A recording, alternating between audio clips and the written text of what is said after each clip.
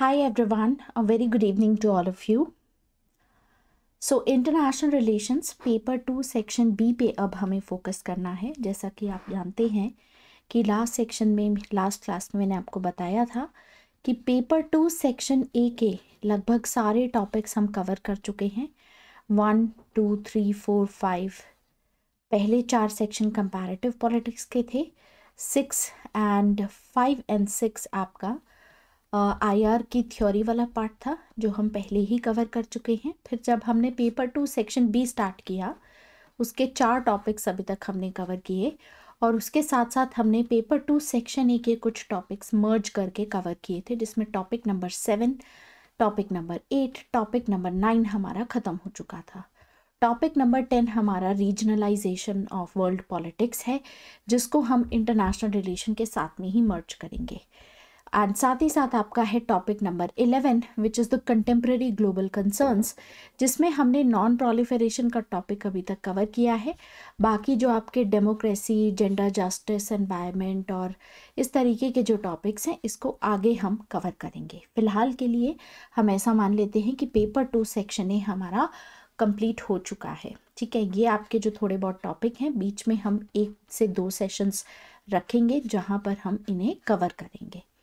तो फिलहाल स्टार्ट करते हैं हम अपना international relation paper 2 section B को अब हम प्रायोरिटी पे रखेंगे। पेपर 2 सेक्शन बी के आखिरी के जो 4 टॉपिक्स हमारे बचे हैं, कुल मिलाकर के देखिए इसमें 8 टॉपिक्स हैं। 8 में से 4 टॉपिक्स हमारे बचे हैं और ये जो 4 टॉपिक्स हैं ये हमारे बहुत ही बड़े टॉपिक्स हैं। And that is why what we are going to do is एक एक करके इन सारे टॉपिक्स को हम डेली बेसिस पे अब कवर करना स्टार्ट करेंगे।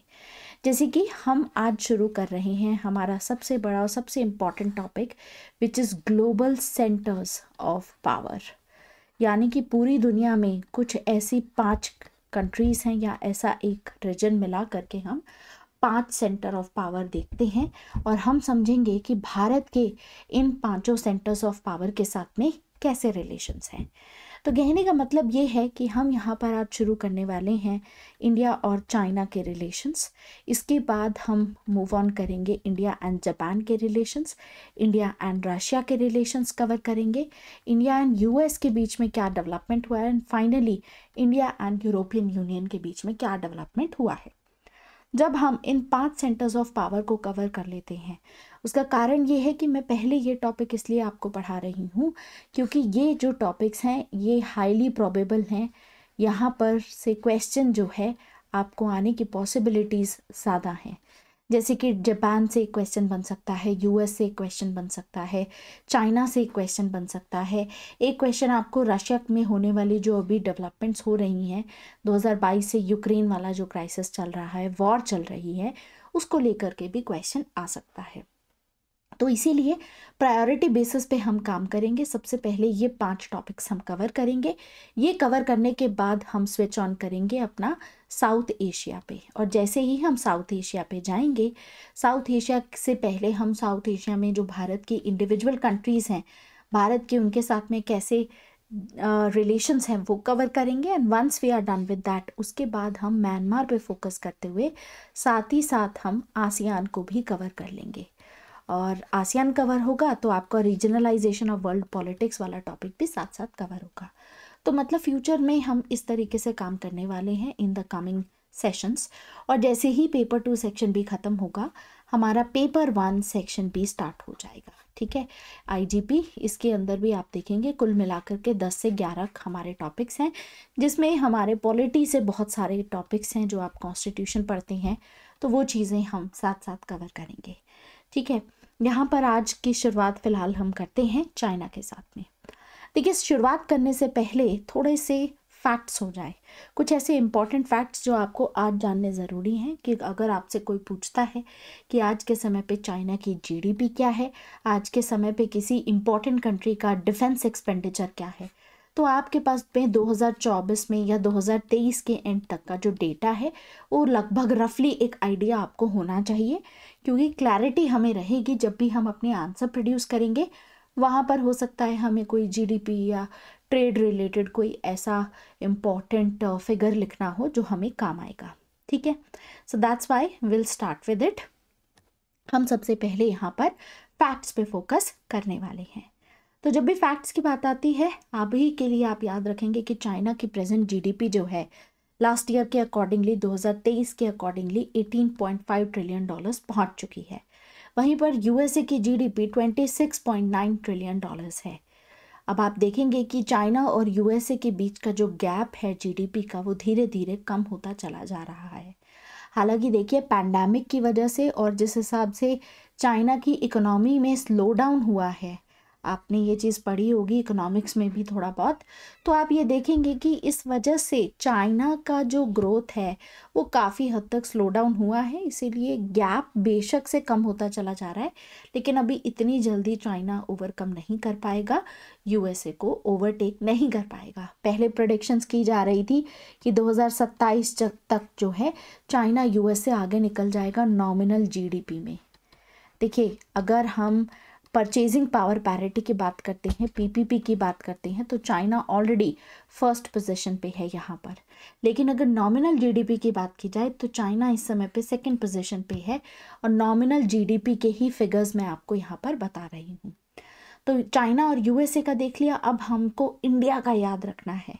इंडिया की जीडीपी अभी रिसेंटली जो पार्लियामेंट में भी ऑफिशियली ये नंबर बताया गया है, विच इज़ 3.73 ट्रिलियन डॉलर्स। कुछ लोग तो कह रहे हैं कि ये ऑलरेडी 4 ट्रिलियन के पास में पहुंच चुकी है और बहुत ही जल्द अगले 2 साल में 2025 तक ये 5 ट्रिलियन डॉलर्स तक पहुंच जाएगी। खैर, वो तो हम 2025 के एंड तक ही बता पाएंगे। फिलहाल के लिए जो नंबर है वो आप याद रखेंगे 3.73 ट्रिलियन डॉलर्स। रशिया की जीडीपी अगर देखें तो 1.86 ट्रिलियन डॉलर्स है, भारत से पीछे है। जापान की अगर देखें तो ये फिगर बहुत ही इंपॉर्टेंट है हमारे लिए, जापान की है 4.4 ट्रिलियन डॉलर्स। देखिए, जापान की जो जीडीपी है 2005 से लेकर के काफ़ी लंबे समय तक 5.5 ट्रिलियन डॉलर्स पे स्टैग्नेंट थी, लेकिन पिछले साल में पहली बार ऐसा देखा गया है कि जापान की इकोनॉमी में हमें काफ़ी गिरावट दिखी है। तो यहाँ पर 4.4 ट्रिलियन डॉलर्स ही देखने को मिल रहा है, विच इज़ अ बिग चेंज। तो कभी होगा तो इस बारे में ज़रूर हम फिर बात करेंगे, या हो सकता है कि करंट अफेयर्स में ऐसा कुछ एनालिसिस किसी दिन आ जाए, लेकिन अभी फ़िलहाल के लिए बस इतना आपको याद रखना है। खैर, आगे बात करते हैं डिफेंस एक्सपेंडिचर की, कि पिछले 1 साल में कौन सी कंट्री ने कितना पैसा जो है खर्च किया है अपने डिफेंस में। तो चाइना का पहले के मुकाबले डिफेंस एक्सपेंडिचर कम हुआ है। अब देखिए, जीडीपी को इम्पैक्ट पड़ेगा तो ऑब्वियस सी बात है कि इन चीज़ों पे भी असर आएगा। तो डिफेंस एक्सपेंडिचर 224 बिलियन डॉलर्स यहाँ पर देखा गया। भारत का डिफेंस एक्सपेंडिचर 2020-21 से मुकाबले थोड़ा सा बड़ा है, 73.8 बिलियन डॉलर्स हमारा डिफेंस एक्सपेंडिचर है। तो हम कह सकते हैं कि चाइना और इंडिया के बीच में 3 गुना आप कह सकते हो गैप है। 3 गुना ऐसे हम कह सकते हैं कि 3 टाइम्स चाइना की जो डिफेंस एक्सपेंडिचर है हमसे ज़्यादा है। और वहीं पर अगर आप जीडीपी वाइज देखें तो रफली जीडीपी वाइज 5 टाइम्स गैप है। और इसीलिए एक टर्म होती है, जब हम इंडिया और चाइना को कंपेयर करते हैं तो एक टर्म यूज़ की जाती है, power asymmetry. Power asymmetry exist करती है इंडिया और चाइना के बीच में। पावर एसिमेट्री का मतलब क्या होता है? इसका मतलब होता है कि चाइना जो है हमसे ज़्यादा पावरफुल है इंडिया से। इन टर्म्स ऑफ जीडीपी अगर देखा जाए तो चाइना आगे है, इन टर्म्स ऑफ अगर डिफेंस एक्सपेंडिचर देखा जाए तो चाइना आगे है। जीडीपी में चाइना 5 गुना आगे है भारत से, और डिफेंस एक्सपेंडिचर में 3 गुना आगे है। ठीक है, तो पावर एसिमेट्री एग्जिस्ट करती है, और ये पावर एसिमेट्री हम काफ़ी हद तक अपने आंसर्स में ज़रूर यूज़ करते हैं।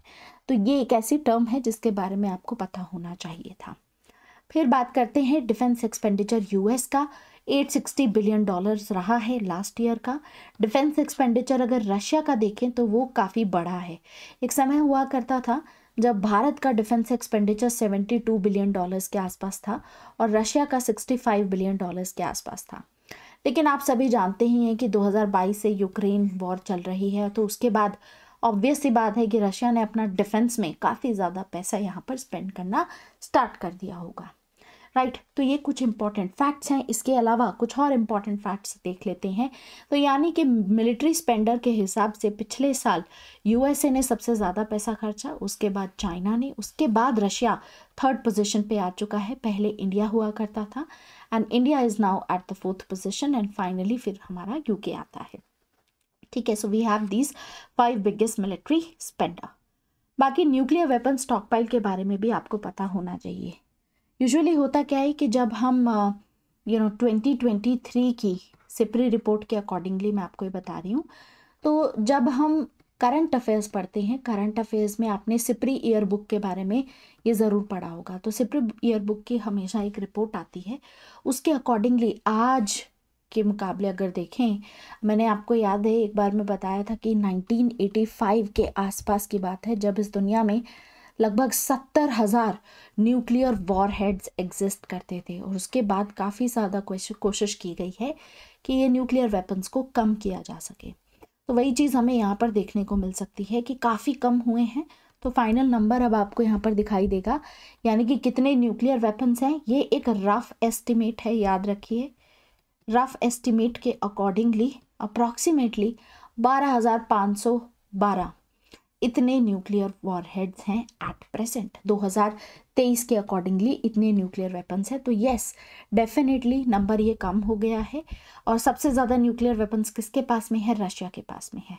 रशिया के पास में इस समय पे 5889 न्यूक्लियर वॉरहेड्स हैं। यूएसए के पास में इतने हैं, चाइना के पास में 410 हैं, फिर फ्रांस आता है 290, यूके आता है 225, फिर उसके बाद पाकिस्तान के जो न्यूक्लियर वेपन्स हैं 170 हैं। अब इसको ±10 आप कर सकते हो। सेम चीज़ इंडिया के पास में 164 है, ±10 किया जा सकता है। बट यूजुअली ट्रेंड में यही देखा गया है कि पाकिस्तान के पास हमसे 10-20 वेपन ज़्यादा ही होते हैं। उसका कारण है, आपको पता ही है कि पाकिस्तान जब न्यूक्लियर वेपन्स को परसीव करता है तो किस हिसाब से सोचता है। इजराइल के पास में 90 हैं और नॉर्थ कोरिया के पास में कुल मिलाकर के 30 हैं। ये रफ एस्टिमेट हैं।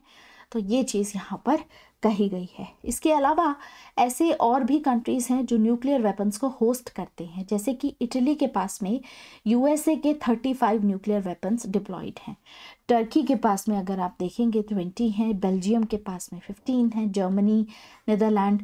बाकी एक्सटेंडेड डेटरेंस तो आपको याद ही होगा कि एक्सटेंडेड डेटरेंस के चलते साउथ कोरिया को एंड जापान को, इस तरीके के कंट्रीज़ को न्यूक्लियर डेटरेंस यहाँ पर यूएसए की तरफ से प्रोवाइड किया जाता है। खैर, तो ये तो मतलब एक रफ चीज़ है। मेन तो आपको यहाँ पर ध्यान देना है कि कुल मिलाकर के यहाँ पर देयर आर 9 स्टेट्स जिनके पास में न्यूक्लियर वेपन्स है, जिसमें से 5 आपके जो परमानेंट मेंबर है यूनाइटेड नेशन सिक्योरिटी काउंसिल के, वो हैं।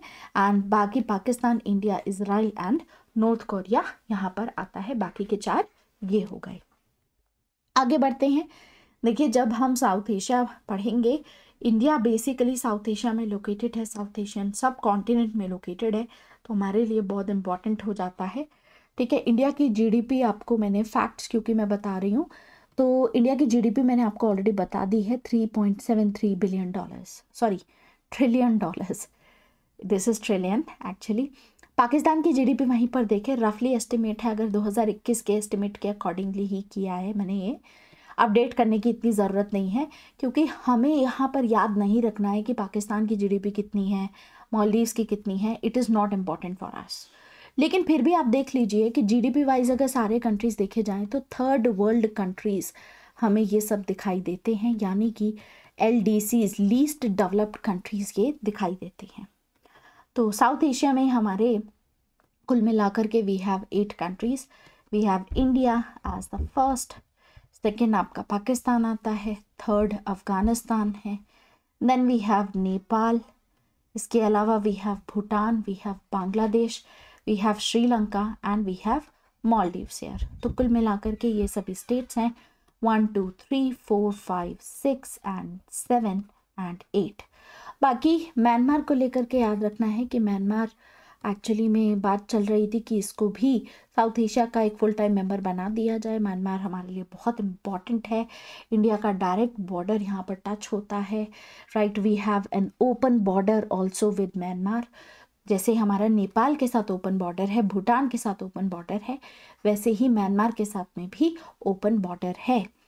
तो म्यांमार के साथ में भी ओपन बॉर्डर होने की वजह से म्यांमार हमारे लिए डायरेक्ट नेबर होने की वजह से बहुत ही इम्पॉर्टेंट है। इसीलिए बायलेटरल जब मैं रिलेशनशिप कवर करूँगी, बायलेटरल्स में देखिए होता क्या है कि 5 मैंने आपको बता ही दिए हैं जो ग्लोबल सेंटर्स ऑफ पावर हैं, इनको तो हमें बायलेटरली कवर करना ही है, लेकिन इनके अलावा हमारे को ये 8 कंट्रीज़ भी बायलेटरल में कवर करनी होंगी। इंडिया को अगर हम यहाँ से निकाल दें, क्योंकि India itself is there right in South Asia, तो बाकी की जो 8 कंट्रीज़ हैं इंक्लूडिंग म्यांमार, आपको सभी के साथ में 1-on-1 रिलेशनशिप थोड़ी सी पता होनी चाहिए कि क्या डेवलपमेंट्स यहाँ पर हो रहे हैं।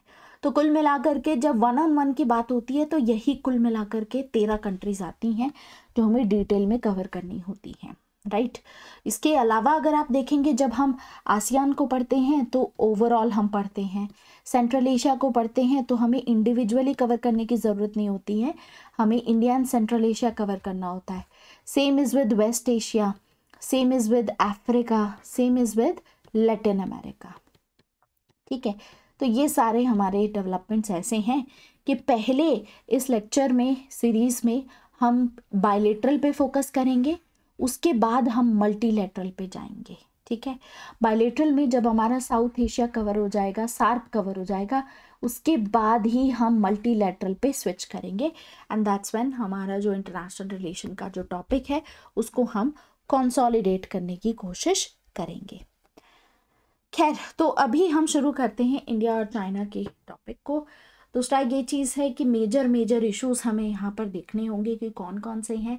एक ओवरव्यू सॉर्ट ऑफ मैं आपको यहाँ पर दूंगी, स्लाइड्स मैं आपके साथ शेयर कर दूंगी और उसके अलावा आपको आपके नोट्स पे मिल जाएंगे। तो सिर्फ स्लाइड्स एंड नोट्स से अगर आप पढ़ते हैं एज वेल एज जो भी डेवलपमेंट्स हो रहे हैं, अगर आप यूजुअली करंट अफेयर्स के थ्रू अपडेट कर लेते हैं अपने, तो I think will be good to go with this part. तो शुरुआत में हम सबसे पहले तो बेसिक समझेंगे इंडिया चाइना का, उसके बाद हम बॉर्डर डिस्प्यूट्स पे ध्यान देंगे, ब्रह्मपुत्रा डिस्प्यूट को देखेंगे, साउथ चाइना सी डिस्प्यूट के बारे में पढ़ेंगे, डोकलाम स्टैंड ऑफ के बारे में भी थोड़ा पढ़ा जाएगा। Then there is a string of pearls policy और उसको जवाब देने के लिए इंडिया ने इंट्रोड्यूस की नेकलेस ऑफ डायमंड स्ट्रैटेजी, इसके बारे में भी पढ़ेंगे। Belt and road initiative and China Pakistan economic corridor के बारे में पढ़ेंगे।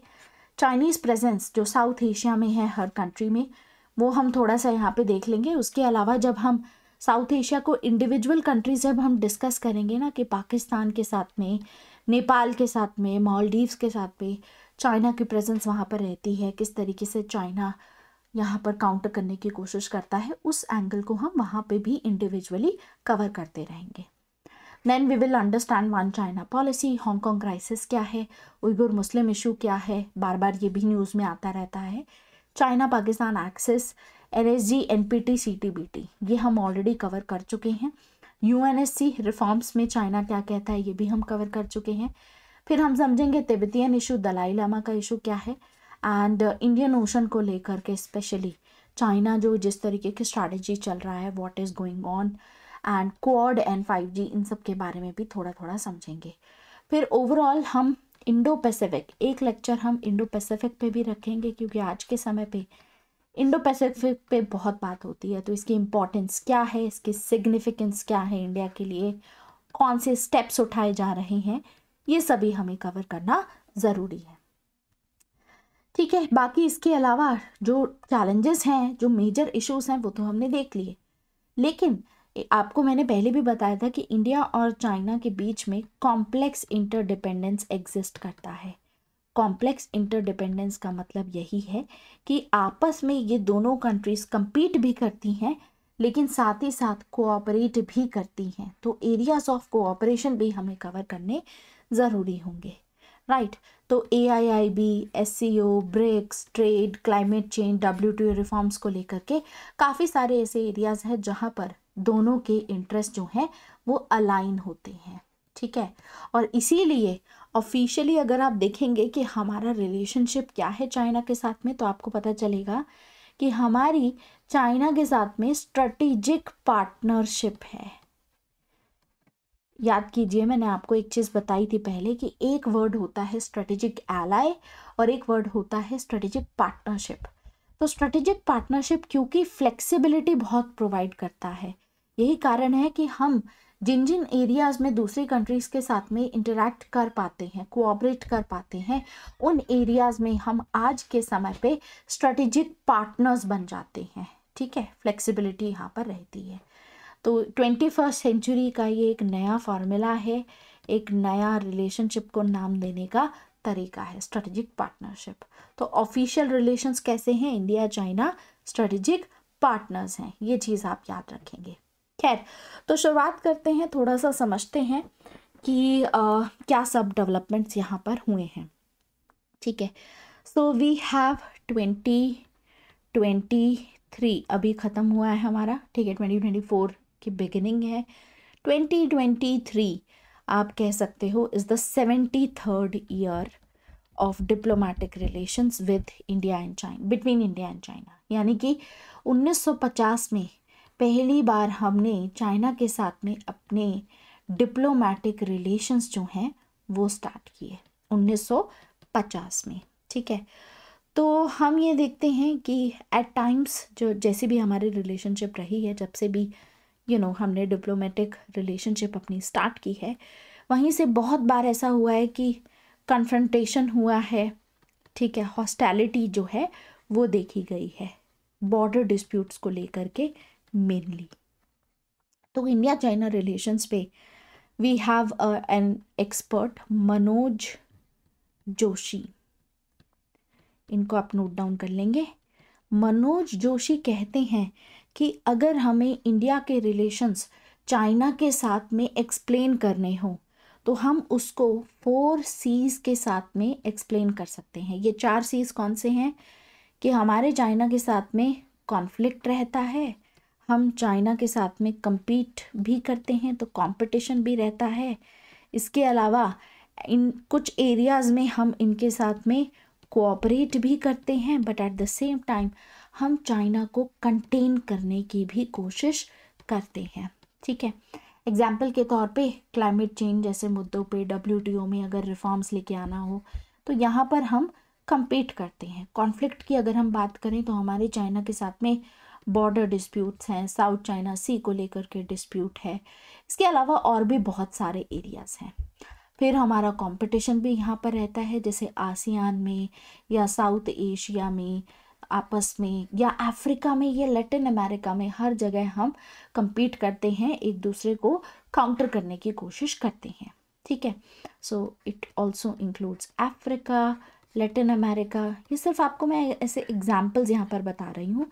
इसके अलावा कंटेनमेंट के लिए स्पेसिफिकली अगर देखा जाए तो क्वाड है हमारा यहाँ पर, जिसके थ्रू हम यहाँ पर कंटेनमेंट करने की कोशिश कर रहे हैं। ठीक है, तो मनोज जोशी का यही कहना है कि देखिए, चाइना जो है वो हमारा पॉलिटिकल कॉम्पिटिटर है। चाइना ये नहीं सोचेगा कि इंडिया कोई कॉम्पिटिटर है उसका, क्योंकि जब इकोनॉमी की बात आती है तो आपको मैंने अभी बताया ही है कि चाइना की इकोनॉमी हमसे 5 गुना ज़्यादा है। यही कारण है कि चाइना जब इंडिया को देखता है तो कॉम्पिटिटर की तरह नहीं देखता है, बट पॉलिटिकली इंडिया जो है एक बहुत ही इम्पॉर्टेंट प्रेजेंस यहाँ पर रखता है चाइना के बॉर्डर एरियाज़ में, स्पेसिफिकली साउथ एशिया में। इसीलिए हम ये नहीं कहेंगे कि इकोनॉमी वाइज हम जो हैं कॉम्पिटिटर हैं, बट डेफिनेटली मनोज जोशी कहते हैं कि we are a political competitor of China. ठीक है, तो हम ये देखते हैं कि काफ़ी सारे एरियाज़ में हम यहाँ पर एंगेज भी करते हैं, जैसे कि एशियन इंफ्रास्ट्रक्चर इन्वेस्टमेंट बैंक हो गया, जैसे कि ब्रिक्स में एंगेज करते हैं हम एक दूसरे के साथ में, जैसे कि शंघाई कोऑपरेशन ऑर्गेनाइजेशन हो गया, we are even part of that. Containment की जहाँ पर बात की जाए तो मैंने आपको बता ही दिया है कि US और जापान और ऑस्ट्रेलिया के साथ में मिलके हम यहाँ पर एक एक्स्ट्रा रीजनल पावर्स के साथ में मिल करके हम कंटेन करने की भी कोशिश करते हैं। इसीलिए इसको इस तरीके से आप डिफ़ाइन कर सकते हो कि अगर चाइना की रिलेशनशिप इंडिया के साथ में डिफ़ाइन करनी है तो 4 C's के साथ में डिफ़ाइन की जा सकती है। अब मनोज जोशी के अलावा भी और भी थिंकर्स हैं, जैसे we have Shyam Saran, ambassador Shyam Saran, बहुत ही इम्पॉर्टेंट है। श्याम सरन को हम बहुत बार कोट करते हैं। श्याम सरन ने अपनी एक किताब लिखी है, इस किताब को आप कोट कर सकते हैं, how India sees the world. India इस दुनिया को कैसे देखता है, ठीक है। और इस किताब का सब टाइटल है कौटिल्य के समय से लेकर के आज 21वीं शताब्दी चल रही है, अब तक इंडिया अपने आप को इस दुनिया में कैसे देखता है। तो इस किताब में श्याम सरन कहते हैं कि इंडिया अपने आप को जैसे देखता है, चाइना और इंडिया के पर्सपेक्टिव में बहुत ही डिफरेंस है। इंडिया का व्यू बहुत ही अलग है, ठीक है। जब इंडिया अपने आप को इस पूरे दुनिया में देखता है तो India looks at this world as Bharatvarsha, Bharatvarsha. और इंडिया इस दुनिया को एक लोटस की तरह देखता है, ठीक है। आप ऐसा कह सकते हो कि इस लोटस को जम्बू द्वीप भी कहा जाता है, जम्बी द्वीप, ठीक है। और इसमें एक पेटल होती है, लोटस की बहुत सारी पेटल्स होती हैं, ठीक है। जैसे let me just draw a lotus, ठीक है, लाइक दिस। तो आपने कभी लोटस देखा हो, वो ऐसा है। जैसे सपोज कीजिए कि इसकी 5 से 6 पेटल्स हैं, तो इनमें से एक पेटल इंडिया है। इंडिया अपने आप को ऐसा देखता है कि मान लीजिए ये ग्लोब है, ये ग्लोब में मेजर सेंटर्स ऑफ पावर हैं। इसका मतलब ये है कि इंडिया शुरुआत से ही मल्टीपोलैरिटी में विश्वास रखता है। इंडिया एक मल्टीपोलर वर्ल्ड ऑर्डर में विश्वास रखता है, जिसमें से one of the power India है, वन ऑफ द पेटल आप कह सकते हो, इंडिया अपने आप को देखता है, ठीक है। लेकिन चाइना जो है वो अपने आप को ऐसा नहीं देखता है। श्याम सरन कहते हैं चाइना के बारे में कि China is suffering from middle kingdom complex. इसका मतलब ये है कि जब चाइना अपने आप को पूरी दुनिया में देखता है तो चाइना देखता है कि वो इस दुनिया में डोमिनेंट है। इसका मतलब है कि चाइना ये मानता है कि it is going to be the civilised centre of world. तो चाइना ये मानता है कि पूरी दुनिया में बारबेरियंस हैं, असभ्य लोग हैं, और इकलौती सभ्यता जो थ्राइव करनी चाहिए वो चाइना की सिविलाइजेशन है। तो श्याम सरन को भी आप कोट कर सकते हैं जब भी बात की जाए मल्टीपोलैरिटी की या इंडिया एंड चाइना के बीच के कंपटीशन की, कि you know what is happening, India और चाइना के बीच में जो भी टेंशन्स हैं, आगे क्या होने वाला है, या प्रेजेंट आप जो भी डेवलपमेंट्स हैं उसको लेकर के जब भी फ्यूचर प्रॉस्पेक्ट्स डिस्कस कर रही हूँ, तब आप श्याम सरन को ज़रूर कोट कर सकते हैं। अब ये तो हमने देखे कि दोनों Indian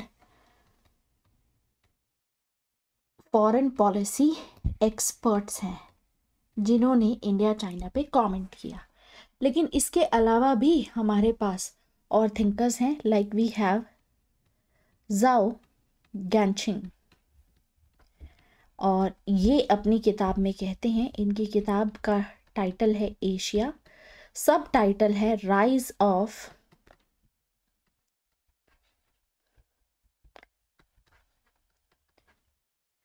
India and its China in India means and its impact on world system। कि एशिया में चाइना और इंडिया जिस तरीके से राइज कर रहे हैं तो उसका वर्ल्ड सिस्टम पे क्या इम्पैक्ट पड़ने वाला है। Rise of India and China को लेकर के ये बात करते हैं कि दोनों के बीच में कोऑपरेशन भी एग्जिस्ट करेगा, आपस में मिलकर के कोऑपरेट भी करेंगे, लेकिन कॉन्फ्लिक्ट भी दोनों के बीच में एग्जिस्ट यहाँ पर करेगा, ठीक है। जैसे कि आप देख सकते हैं कि इकलौती वॉर जो चाइना और इंडिया के बीच में हुई है वो है 1962 की वॉर। तो ज़ाओ कहते हैं कि ये वर्स्ट केस सिनेरियो से शुरुआत हुई, लेकिन चाइना और इंडिया के साथ प्रॉब्लम क्या है कि दोनों ही प्रिजनर्स डायलेमा से सफ़र करते हैं। याद कीजिए आप, गेम थ्योरी में हमने प्रिजनर्स डायलेमा के बारे में बात की थी, ठीक है, कि वैसे तो दोनों ही पार्टी जो है एक दूसरे का भला चाहते थे, लेकिन मिसट्रस्ट होने की वजह से, आपस में ट्रस्ट डेफिसिट होने की वजह से ज़्यादा कम्युनिकेशन नहीं है, बात नहीं हो पा रही है, इस वजह से दोनों ही डायलेमा में पड़ गए थे प्रिजनर्स, राइट। तो वही सेम सिचुएशन जो है इंडिया और चाइना के बीच में एग्जिस्ट करती है, ठीक है। दूसरा एक समय था 1954 का, जब पंचशील प्रिंसिपल लाया गया था। आपको याद होगा नेहरू उस समय पे थे, और पंचशील प्रिंसिपल्स, पीसफुल को एग्जिस्टेंस की पॉलिसीज़ जो हैं वो लाई गई थी 1954 में। तो ये जो आइडिया था ये आइडियलिज्म पे बेस था। नेहरू वैसे भी आइडियलिस्ट थे कि भाई दोनों आपस में कोऑपरेट करेंगे, सब बढ़िया होगा, लेकिन ये चीज़ काम नहीं की और वॉर में टर्न आउट हो गया था ये, राइट। तो प्रॉब्लम ही यही है कि दोनों एक दूसरे को सस्पेशन के साथ में देखते हैं और मिसट्रस्ट एग्जिस्ट करता है यहाँ पर। अगर सोशल कंस्ट्रक्टिविस्ट थिंकर्स की माने तो ऑब्वियसली वो तो यही कहेंगे कि ज़्यादा से ज़्यादा इंटरेक्शन कीजिए, कम्युनिकेशन कीजिए, जितना आप इंटरेक्शन रखेंगे उतना ही बेहतर यहाँ पर रहेगा, ठीक है। लेकिन अल्टीमेटली अगर देखा जाए तो इंडिया को इस समय पे पूरी दुनिया में इंडिया को ऑफिशियली देखा जाता है स्विंग स्टेट की तरह। तो थोड़ा सा इसको समझते हैं। एक्चुअली में स्विंग स्टेट वाला ये जो आइडिया है, सी राजा मोहन, ये भी इम्पॉर्टेंट है हमारे लिए। सी राजा मोहन को भी हम इंटरनेशनल रिलेशंस में काफ़ी कोट करते हैं। तो सी राजा मोहन कहते हैं कि इंडिया जो है एक स्विंग स्टेट है, क्योंकि अगर आप ये देखें कि भारत कितने लंबे समय से आज़ाद हुआ है, भारत अभी तक अपना पूरा पोटेंशियल खैर रीच नहीं कर पाया है, लेकिन आज के समय पे भारत जो है एक स्विंग स्टेट की तरह एमर्ज हो रहा है, राइट। और ग्लोबल बैलेंस ऑफ पावर में भारत एक इम्पॉर्टेंट रोल यहाँ पर प्ले कर सकता है। तो आने वाले सालों में भारत के पास में ये अपॉर्चुनिटी ज़रूर रहेगी कि बहुत ही क्रिटिकल ऐसे मुद्दे हो सकते हैं, कोई ऐसा इम्पॉर्टेंट इवेंट हो सकता है जहाँ पर भारत इम्पॉर्टेंट रोल प्ले करे। तो अगर एशिया को स्टेबल रखना है तो भारत का उसमें बहुत ही इम्पॉर्टेंट रोल होगा। ऐसे ही अगर हमें आज के समय पे मिडल ईस्ट को देखें तो रशिया और आपका यूएसए मिडल ईस्ट को स्टेबलाइज नहीं कर पाए बहुत लंबे समय से, तो हो सकता है भारत वहाँ पर कुछ मॉडर्नाइजेशन हम लेकर के आए। At the same time globalisation के समय पे भी आप देखेंगे कि भारत इस समय पे इकोनॉमी भी भारत की बहुत तेज़ी से ग्रो कर रही है। तो India is an ideal swing state at present time. तो सी राजा मोहन इस बारे में बात करते हैं। तो ग्लोबल बैलेंस ऑफ पावर में इसीलिए भारत का जो स्टेटस है वो भी राइज कर रहा है। बाकी चाइना का राइज तो हमें पता ही है कि चाइना जो है पिछले 20 सालों से, पिछले 2 डेकेड से बहुत ही तेज़ी से ग्रो कर रहा है। चाइना की अगर आप ग्रोथ देखेंगे तो एक्सपोनेंशियल राइज यहाँ पर देखा गया है, ठीक है। बहुत तेज़ी से जो है चाइना की भी ग्रोथ हो रही है। इस तरीके से हो रहा है कि चाइना को आज के समय पे रिविजनिस्ट पावर कहा जाता है। रिविजनिस्ट का मतलब है कि चाइना अभी जो प्रेजेंट वर्ल्ड ऑर्डर है उसको रिवाइज करना चाहता है। रिवाइज करने का मतलब ये है कि चाइना यूएस की जो हेजीमनी है उसको चैलेंज कर रहा है, कुछ थिंकर्स का ये भी कहना है। तो जो अभी प्रेसिडेंट हैं चाइना के, प्रेसिडेंट जी जिनपिंग, इसीलिए वो ये इस बारे में बात करते हैं। 2017 में एक मीटिंग हुई थी वर्ल्ड इकोनॉमिक फोरम की। इस मीटिंग में जी जिनपिंग ने ये चीज़ कही थी कि अब एक नए टाइप के ग्रेट पावर रिलेशनशिप देखी जा रही है जिसमें चाइना रेडी है डिफेंडर रोल को निभाने के लिए। मतलब कि लिबरल वर्ल्ड ऑर्डर हम चाहते हैं, बिकॉज ऑब्वियसली इससे चाइना को बड़ा फ़ायदा होगा। आपको क्या लगता है 2013 में जो चाइना ने belt and road initiative launch किया है, ये किस लिए लॉन्च किया है? ताकि चाइना की इकोनॉमी और स्ट्रॉन्ग तरीके से ग्रो कर सके। तो हम ये देखते हैं कि इस तरीके से चाइना भी राइज यहाँ पर कर रहा है, ठीक है। तो बायलेटरल लेवल पे काफ़ी सारी ऐसी यहाँ पर इश्यूज़ हैं जो हमें डिस्कस करने ज़रूरी हैं। एक्सपर्ट ओपिनियंस पे भी हम आएंगे, लेकिन एक्सपर्ट ओपिनियन से पहले हमें समझने होंगे वो सारे डिस्प्यूट्स। पहले हम एक बार फैक्चुअली जो भी अंडरस्टैंडिंग है क्विकली उसको गो थ्रू करते हैं, और उसके बाद हम जितने भी एक्सपर्ट ओपिनियन होंगे वो अच्छे से एक बार प्रिपेयर कर लेंगे, ठीक है। तो एक्सपर्ट ओपिनियन साथ साथ भी मैं आपको पढ़ाती रहूँगी, लेकिन एट द सेम टाइम हमें बहुत ज़रूरी अभी है कि हम पहले कोर मुद्दे समझें जो एग्जिस्ट करते हैं, जो आप यूजुअली जब इंटरनेशनल रिलेशन पढ़ते हैं तो वहाँ पर भी आप इसके बारे में ज़रूर पढ़ते हैं, ठीक है। तो सबसे पहले तो शुरू करने से पहले ट्रेड देख लेते हैं। प्रेजेंट अभी जो आपका 2023 जस्ट ख़त्म हुआ है, तो ट्रेड के नंबर्स बहुत इम्पॉर्टेंट है। तो इंडिया का ट्रेड जो है चाइना के साथ में एट ऑल टाइम हाई चल रहा है। 2023 में अगर देखें तो रफली $136 बिलियन, ये आई थिंक अक्टूबर तक का डेटा है आपका, क्योंकि इसके बाद का डेटा आने में थोड़ा टाइम लगता है। तो अभी तक के लिए फ़िलहाल आप याद रखिए कि $136 बिलियन का ट्रेड यहाँ पर इंडिया और चाइना के बीच में हुआ है। और इस $136 बिलियन में से $100 बिलियन का ट्रेड डेफिसिट है। ट्रेड डेफिसिट का मतलब क्या होता है? ट्रेड डेफिसिट का मतलब होता है, सपोज कीजिए कि चाइना एक्सपोर्ट करता है इंडिया से, इंडिया में एक्सपोर्ट करता है, अपने सामान भेजता है, और चाइना इंपोर्ट भी करता है इंडिया से। अब इंपोर्ट जो इंडिया से हो रहा है वो कम हो रहा है, लेकिन जो एक्सपोर्ट है, जो अपना सामान भेज रहा है इंडिया में, वो ज़्यादा भेज रहा है, जिसकी वजह से अगर आप टोटल मतलब निकालें इसमें, तो लगभग $100 बिलियन का एक्सपोर्ट चाइना ज़्यादा कर रहा है। इसका मतलब यही होता है कि हम जो ट्रेड कर रहे हैं इंडिया वाली साइड से वो डेफिसिट शो कर रहा है। चाइना की साइड से देखेंगे तो वो ट्रेड सरप्लस है चाइना का, और हर कंट्री यही चाहती है कि दूसरी कंट्री के साथ में उसका ट्रेड सरप्लस एग्जिस्ट करे, लेकिन हमारा यहाँ पर ट्रेड डेफिसिट एग्जिस्ट करता है। तो इसीलिए भारत सरकार की तरफ से काफ़ी कोशिश की जाती है कि हम अपना एक्सपोर्ट बढ़ाएं, इंपोर्ट अपना चाइना से कम करें। तो इस तरीके की चीज़ें आपको वैसे भी पता ही होंगी, इकोनॉमिक्स में आपने पढ़ी होगी। तो मेनली अगर देखा जाए तो हमारे टॉप एक्सपोर्ट्स कौन से हैं, इंपोर्ट कौन से हैं, ये लिस्ट आपके सामने है, एक बार आप पढ़ लेंगे।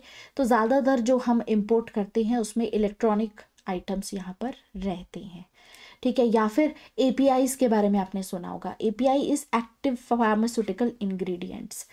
APIs वो चीज़ है जिसके थ्रू हम भारत में जेनेरिक मेडिसिन्स बनाते हैं, वो मेडिसिन्स जो अफोर्डेबल होती हैं कंपेयर टू ब्रांडेड मेडिसिन्स, ठीक है। तो API बहुत ज़रूरी है, लेकिन हमारी डिपेंडेंसी चाइना पे बनी रहती है। इसीलिए रिसेंटली इस तरीके के भारत सरकार की तरफ से अनाउंसमेंट्स भी हुए हैं कि भारत अपने खुद के एक्टिव फार्मास्यूटिकल जो इंग्रेडिएंट्स है वो बनाने की कोशिश करेगा, उसमें इन्वेस्ट करेगा। बाकी पैंडेमिक के चलते जो है मेडिकल सप्लाईज और ये सभी तो चाइना से बहुत आई हैं, इस वजह से भी आप देखेंगे कि जो हमारा इंपोर्ट है वो काफ़ी बढ़ गया था चाइना से। खैर, तो बायलैटरल ट्रेड अगर हम देखें कि हम तो बात कर रहे हैं कि इंडिया और चाइना के बीच में $136 बिलियन का ट्रेड होता है, इतना इसमें आपको ट्रेड डेफिसिट देखने को मिल रहा है, लेकिन ये नंबर बहुत ही कम है। अगर आप चाइना का आसियान के साथ में ट्रेड देखें तो लास्ट ईयर $878.2 बिलियन का ट्रेड आसियान कंट्रीज़ के साथ में हुआ है। यूरोपियन यूनियन के साथ में देखेंगे तो चाइना ने लगभग $647 बिलियन का ट्रेड किया है। US के साथ में देखेंगे तो लगभग $755 बिलियन का ट्रेड चाइना यहाँ पर करता है। तो उस स्केल के अकॉर्डिंगली अगर देखा जाए तो इंडिया के साथ तो अभी भी फुल पोटेंशियल पे ट्रेडिंग हो ही नहीं रही है, ये चीज़ साफ है, ठीक है।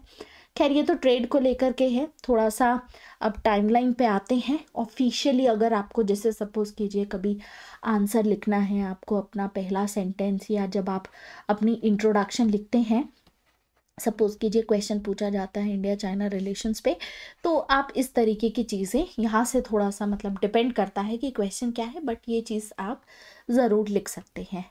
एग्जाम्पल के तौर पे इंडिया और चाइना के ऑफिशियल रिलेशनशिप मैंने आपको बताया है कि वी आर स्ट्रेटेजिक पार्टनर्स, लेकिन ये स्ट्रेटेजिक पार्टनरशिप हमारी अभी 2003 से, यानी कि अब तो 20 साल हो चुके हैं, and we are still strategic partners. अब हमारी जो स्ट्रेटेजिक पार्टनरशिप है उसका स्कोप क्या है, मतलब कौन कौन से एरियाज़ में हम स्ट्रेटेजिक पार्टनर्स हैं। तो सबसे पहले तो चाइना भी कहता है और इंडिया भी कहता है कि मल्टीपोलैरिटी इस समय पे होनी चाहिए, और इंडिया मल्टीपोलर वर्ल्ड ऑर्डर को लेकर के तो हमने अभी देखा, श्याम सरन कहते ही हैं। लेकिन अभी तक का देखिए चाइना का जो ऑफिशियल स्टेटमेंट्स आ रहे हैं, चाइना अभी मल्टीपोलैरिटी की ही बात करता है, ठीक है। तो अभी तो हम ऐसा बोल सकते हैं, लेकिन ओवरऑल लॉन्ग रन में देखा जाए तो लोग मानते हैं, फॉरेन पॉलिसी एक्सपर्ट्स मानते हैं कि चाइना जो है वो बेसिकली एक्सपेंशनिस्ट इन नेचर है। आगे जा कर के हेजिमोनिक होने की कोशिश करेगा, डोमिनेट करने की कोशिश करेगा, यूनिपोलर वर्ल्ड ऑर्डर क्रिएट करने की कोशिश कर सकता है। But it is too far to say anything as of now, क्योंकि देखिए यूएस और चाइना के बीच में अभी भी बहुत गैप है। ऐसा नहीं है कि इतनी आसानी से चाइना उसको कवर अप कर लेगा, ठीक है। तो सबसे पहली चीज़ तो स्ट्रेटेजिक पार्टनरशिप है on creation of multipolar world order, और इसका मतलब साफ है कि हम नहीं चाहते कि यूएस हेजिमोनिक रहे। ये तो मतलब लिटरल सेंस में हमें यहाँ पर दिखाई दे रहा है, ठीक है। और इसीलिए बहुत सारे ऐसे मल्टीलेटरल इंस्टीट्यूशंस हैं जहाँ पर हम चेंज लाने की बात करते हैं कि आईएमएफ में रिफॉर्म्स होनी चाहिए, वर्ल्ड बैंक में रिफॉर्म्स होनी चाहिए, डब्ल्यूटीओ में चेंज लेके आओ, क्लाइमेट चेंज को लेकर के भी हम साथ में कोऑपरेट करते हैं। तो अभी तक तो बड़ी अच्छी इमेज दिखी है हमें कि 2003 से स्ट्रेटेजिक पार्टनर्स हैं, इन एरियाज में कोऑपरेट करते हैं। लेकिन असलियत में कैसी है रिलेशनशिप? असलियत में ऑन रियलिटी अगर हम देखें ग्राउंड पे, तो चाइना हमारा सबसे बड़ा चैलेंज है इंडियन फॉरेन पॉलिसी मेकर्स के लिए, क्योंकि पॉसिबिलिटी है कि फ्यूचर में इंडिया और चाइना के बीच में कन्वेंशनल वॉर हो। देखिए, एक होती है कन्वेंशनल वॉर, एक होती है non conventional war. Non conventional अगर आपको समझ में आ गया तो कन्वेंशनल तो वैसे ही समझ में आ जाएगा। नॉन कन्वेंशनल का मतलब होता है जब आप न्यूक्लियर वेपन्स यूज़ करें एक दूसरे के ऊपर, या फिर जब बायोलॉजिकल वेपन्स का यूज़ किया जाए या केमिकल वेपन्स का यूज़ किया जाए, ऐसे वेपन्स को नॉन कन्वेंशनल वॉर में इंक्लूड किया जाता है। कन्वेंशनल का मतलब होता है कि डायरेक्ट, जैसे 1962 की वॉर हुई थी हमारी चाइना के साथ में, वो कन्वेंशनल वॉर थी। मतलब बंदूक और ये सभी लेकर के अगर चलते हैं, मतलब ऐसा कोई वेपन, इतना बड़ा वेपन नहीं रखना है, यूज़ करना है जैसा न्यूक्लियर या बायोलॉजिकल वेपन्स होते हैं। तो अल्टीमेटली पॉसिबिलिटी ऐसी है कि कन्वेंशनल वॉर हो सकती है, क्योंकि देखिए चाइनीज़ प्रोवर्ब में, चाइनीज़ में भी एक हमने पहले पढ़ा था ना सुन्जू के बारे में। तो जो सुन्जू हैं वो चाइना के ही आप कह सकते हो कि रियलिस्ट थिंकर रहे हैं। उन्होंने अपनी किताब में ये प्रोवर्ब लिखे हुए हैं कि there can not be two tigers in one mountain, यानी कि एक पहाड़ पे दो शेर नहीं हो सकते हैं, दो टाइगर नहीं हो सकते हैं। तो इसका मतलब यही है कि एशिया की यहाँ पर बात हो रही है कि एशिया में दो पावर्स नहीं हो सकती हैं, रीजनल पावर एक ही होती है, ठीक है। एग्जाम्पल के तौर पे एशिया में इस समय पे कंपटीशन चल रहा है, ठीक है, चाइना और इंडिया के बीच में कि कौन रीजनल प्लेयर बनेगा। क्योंकि अगर आप रीजनल पावर बन गए तो आपको ग्लोबल पावर बनने में ज़्यादा समय नहीं लगता है। तो यहाँ पर कंपटीशन देखा जा सकता है, ठीक है। तो अभी फ़िलहाल के लिए हम सबसे पहले जो हमारा डिस्प्यूट एग्जिस्ट करता है वो है बाउंड्री डिस्प्यूट। बाउंड्री डिस्प्यूट पे फोकस करते हैं, ठीक है। सबसे पहली बात तो अभी तक इंडिया और चाइना के बीच में जो बार बार आपने जैसे गालवान क्लैशेस के बारे में सुना होगा, तो प्रॉब्लम ही यही है कि हमारे इंडिया और चाइना के बीच में LAC एग्जिस्ट करता है। LAC क्या होता है? Line of actual control. तो ये जो LAC है, लाइन ऑफ एक्चुअल कंट्रोल, ये प्रॉपरली डिफाइंड ही नहीं है। इंडिया का कहना है कि हाँ, जो लाइन ऑफ एक्चुअल कंट्रोल है वो सिर्फ 3488 किलोमीटर्स बड़ी है, जबकि चाइना कहता है कि इतनी बड़ी नहीं है, LAC सिर्फ 2000 किलोमीटर बड़ी है। कहने का मतलब यही है कि ये डिस्प्यूट्स जो हैं एग्जिस्ट करते हैं, ठीक है। खैर, तो हमारा जो बाउंड्री डिस्प्यूट है चाइना के साथ में वो 3 सेक्टर्स में विभाजित है, 3 सेक्टर्स में डिवाइडेड है, ठीक है। पहला सेक्टर, ये वाला सेक्टर आता है आपका वेस्टर्न सेक्टर, दूसरा सेक्टर आता है सेंट्रल सेक्टर, तीसरा सेक्टर आता है ईस्टर्न सेक्टर, ठीक है। अब वेस्टर्न सेक्टर में आपको जो लद्दाख एरिया वाला जो एरिया है, यहाँ पर आपको दिखेगा कि इस समय पे तो लद्दाख यूनियन टेरिटरी के अंदर में आता है एक्साई चिन। तो एक्साई चिन को लेकर के जो है डिस्प्यूट है। This is right now under the control of China. This is Aksai Chin, ये चाइना के कंट्रोल में है, लेकिन ये चाइना ने धोखे से यहाँ पर ऑक्यूपाई किया। ठीक है, इसके बारे में भी हम थोड़ा बात करेंगे।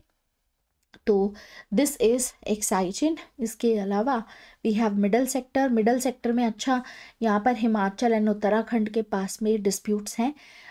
इसके अलावा सिक्किम को लेकर के भी डिस्प्यूट था, लेकिन सिक्किम को चाइना ने 2003 में ऑफिशियली कहा कि ये तो इंडिया का पार्ट है, तो इसको लेकर के अभी ज़्यादा डिस्प्यूट नहीं है। बाकी जो हिमाचल प्रदेश और उत्तराखंड के पास में जो भी डिस्प्यूट्स हैं वो एक्चुअली में इसीलिए आज भी हैं क्योंकि इसको लेकर के चाइना भी इतना ज़्यादा अभी बात नहीं करता है। ये लीस्ट कंट्रोवर्शियल है, मतलब उसका कारण ये है कि ये दोनों जो एरियाज़ है ना, इस पे इंडिया जो है वो हाई पोजीशन पे है। तो सपोज़ कीजिए कि नीचे से चाइना इसको ऑक्यूपाई करने के लिए आता भी है, तो हमारे जो यहाँ पर मिलिट्री आउटपोस्ट हैं वो बहुत आसानी से चाइनीज़ सोल्जर्स को टारगेट करके मार सकते हैं। यही कारण है कि चाइना इसको लेकर के ज़्यादा बात नहीं करता है। ठीक है, then we have eastern sector. Eastern sector में आपका अरुणाचल प्रदेश आता है। यहाँ पर मैकमोहन लाइन है, जो कि इसको लेकर के इंडिया कहता है कि मैकमोहन लाइन जो है this is the border line, और अरुणाचल प्रदेश जो है वो इंडिया का पार्ट है। लेकिन चाइना मैकमोहन लाइन पे विश्वास नहीं करता है। ठीक है, 1914 में ये मैकमोहन लाइन बनाई गई थी। एक एग्रीमेंट यहाँ पर साइन किया गया था, जहाँ पर चाइना, इंडिया और तिब्बत के रिप्रेजेंटेटिव्स को शिमला में बुलाया गया था। ये शिमला एग्रीमेंट किया गया था, लेकिन चाइना के जो रिप्रेजेंटेटिव थे बीच में ही मीटिंग में चले गए थे। ठीक है, और फाइनली जो है तिब्बत के रिप्रेजेंटेटिव के साथ में ये साइन कर लिया गया था। खैर, बाकी आपको याद होगा, मैंने आपको पहले आई थिंक बताया था कि 1949 में चाइना जो है 1949 में चाइना में जो सिविल वॉर चल रही थी वो सिविल वॉर एंड हुई। और इस सिविल वॉर, ये जो सिविल वॉर चल रही थी, चाइना की दो पार्टीज थी, Kuomintang party versus communist party of China. तो ये दोनों आपस में लड़ रही थी। कुओमिंगतांग पार्टी वो पार्टी है जो डेमोक्रेसी चाहती थी चाइना में लाना। ठीक है, लेकिन ये लोग हार गए, और कम्युनिस्ट पार्टी इसलिए जीत गई क्योंकि इसको उस समय पे वर्ल्ड वॉर 2 ख़त्म होने के बाद रशिया से सपोर्ट मिलने लगा, तो सपोर्ट के चलते ये लोग पावर में आ गए। और उस समय पे जो लीडर थे कम्युनिस्ट पार्टी के, वो लीडर कौन थे? वो थे माओ जेडुंग। तो माओ जेडुंग जो हैं, ये जब पावर में आएंगे, कम्युनिस्ट हैं, तो माओ जेडुंग ने उस समय पे एक अपनी कॉन्सेप्ट दिया था, the concept of palm and digit. इसको आप पाम एंड डिजिट पॉलिसी भी कह सकते हैं। तो माओ जेडुंग का ये कहना था, देखिए पाम एंड डिजिट कुछ ऐसा है कि सपोज कीजिए ये है आपका हाथ and this is the palm, और ये हो गई 5 डिजिट्स। 5 डिजिट्स का मतलब है 5 फिंगर्स। ठीक है, तो माओ जेडुंग कहते थे कि तिब्बत भी चाइना का है। ये जो हाथ है ना, ये तिब्बत हो गया। ठीक है, and this palm is there, Tibet is the palm. ठीक है, ये जो डिजिट्स हो गए आपके, ये डिजिट्स में कहते हैं एक्साई चिन भी चाइना का है, सिक्किम भी चाइना का है, नेपाल भी चाइना के अंडर में आता है, भूटान भी चाइना के अंडर में आता है, और अरुणाचल प्रदेश भी चाइना के अंडर में आता है। ऐसा माओ जेडुंग मानते थे। और आप इसीलिए देखेंगे कि सिक्किम को तो खैर 2003 में ऑफिशियली चाइना ने कह दिया है कि सिक्किम आपका है, लेकिन एक्साई चिन डिस्प्यूटेड है, अरुणाचल प्रदेश डिस्प्यूटेड है, और नेपाल एंड भूटान को लेकर के भी इनके भी डिस्प्यूट्स हैं। लेकिन आप देखेंगे कि नेपाल एंड भूटान को लेकर के इस समय पे ज़्यादा बात नहीं होगी। उसका कारण यही है कि नेपाल एंड भूटान ने जैसे ही माओ जेडुंग पावर में आए 1949 में, तो नेपाल एंड भूटान ने उसी समय पे इंडिया के साथ में 1949 एंड 1950 में फ्रेंडशिप ट्रीटी साइन कर ली थी। ये फ्रेंडशिप ट्रीटी का मेन पर्पस यही था। क्यों? क्योंकि 1950 में ही आप देखेंगे कि अगले ही साल 1949 सिविल वॉर ख़त्म हुई, माओ जेडुंग पावर में आए, और अगले ही साल तिब्बत पे कंट्रोल करना स्टार्ट कर दिया। इन्होंने एक्सपेंशन अपना स्टार्ट कर दिया था। तो तिब्बत हमारे लिए एक बहुत ही अच्छा बफर स्टेट था जो चाइना को हमसे दूर रखता, ठीक है, दो अगर मेजर पावर्स आपस में टकराए ना तो ज़्यादा अच्छा रहता है। तो Tibet was an ideal buffer state for us, लेकिन चाइना ने इसको ऑक्यूपाई कर लिया। और आज के समय पे अगर हम देखें तो तिब्बत को लेकर के बहुत सारी कंट्रीज हैं जो अभी भी एक्सेप्ट नहीं करती हैं कि तिब्बत जो है वो चाइना का पार्ट है। ठीक है, और लेकिन इंडिया की अगर हम देखें तो ऑफिशियली इंडिया ने ये चीज़ डिक्लेयर की थी कि Tibet is a part of China. Nehru ने ये ऑफिशियली हम लोग मान गए थे।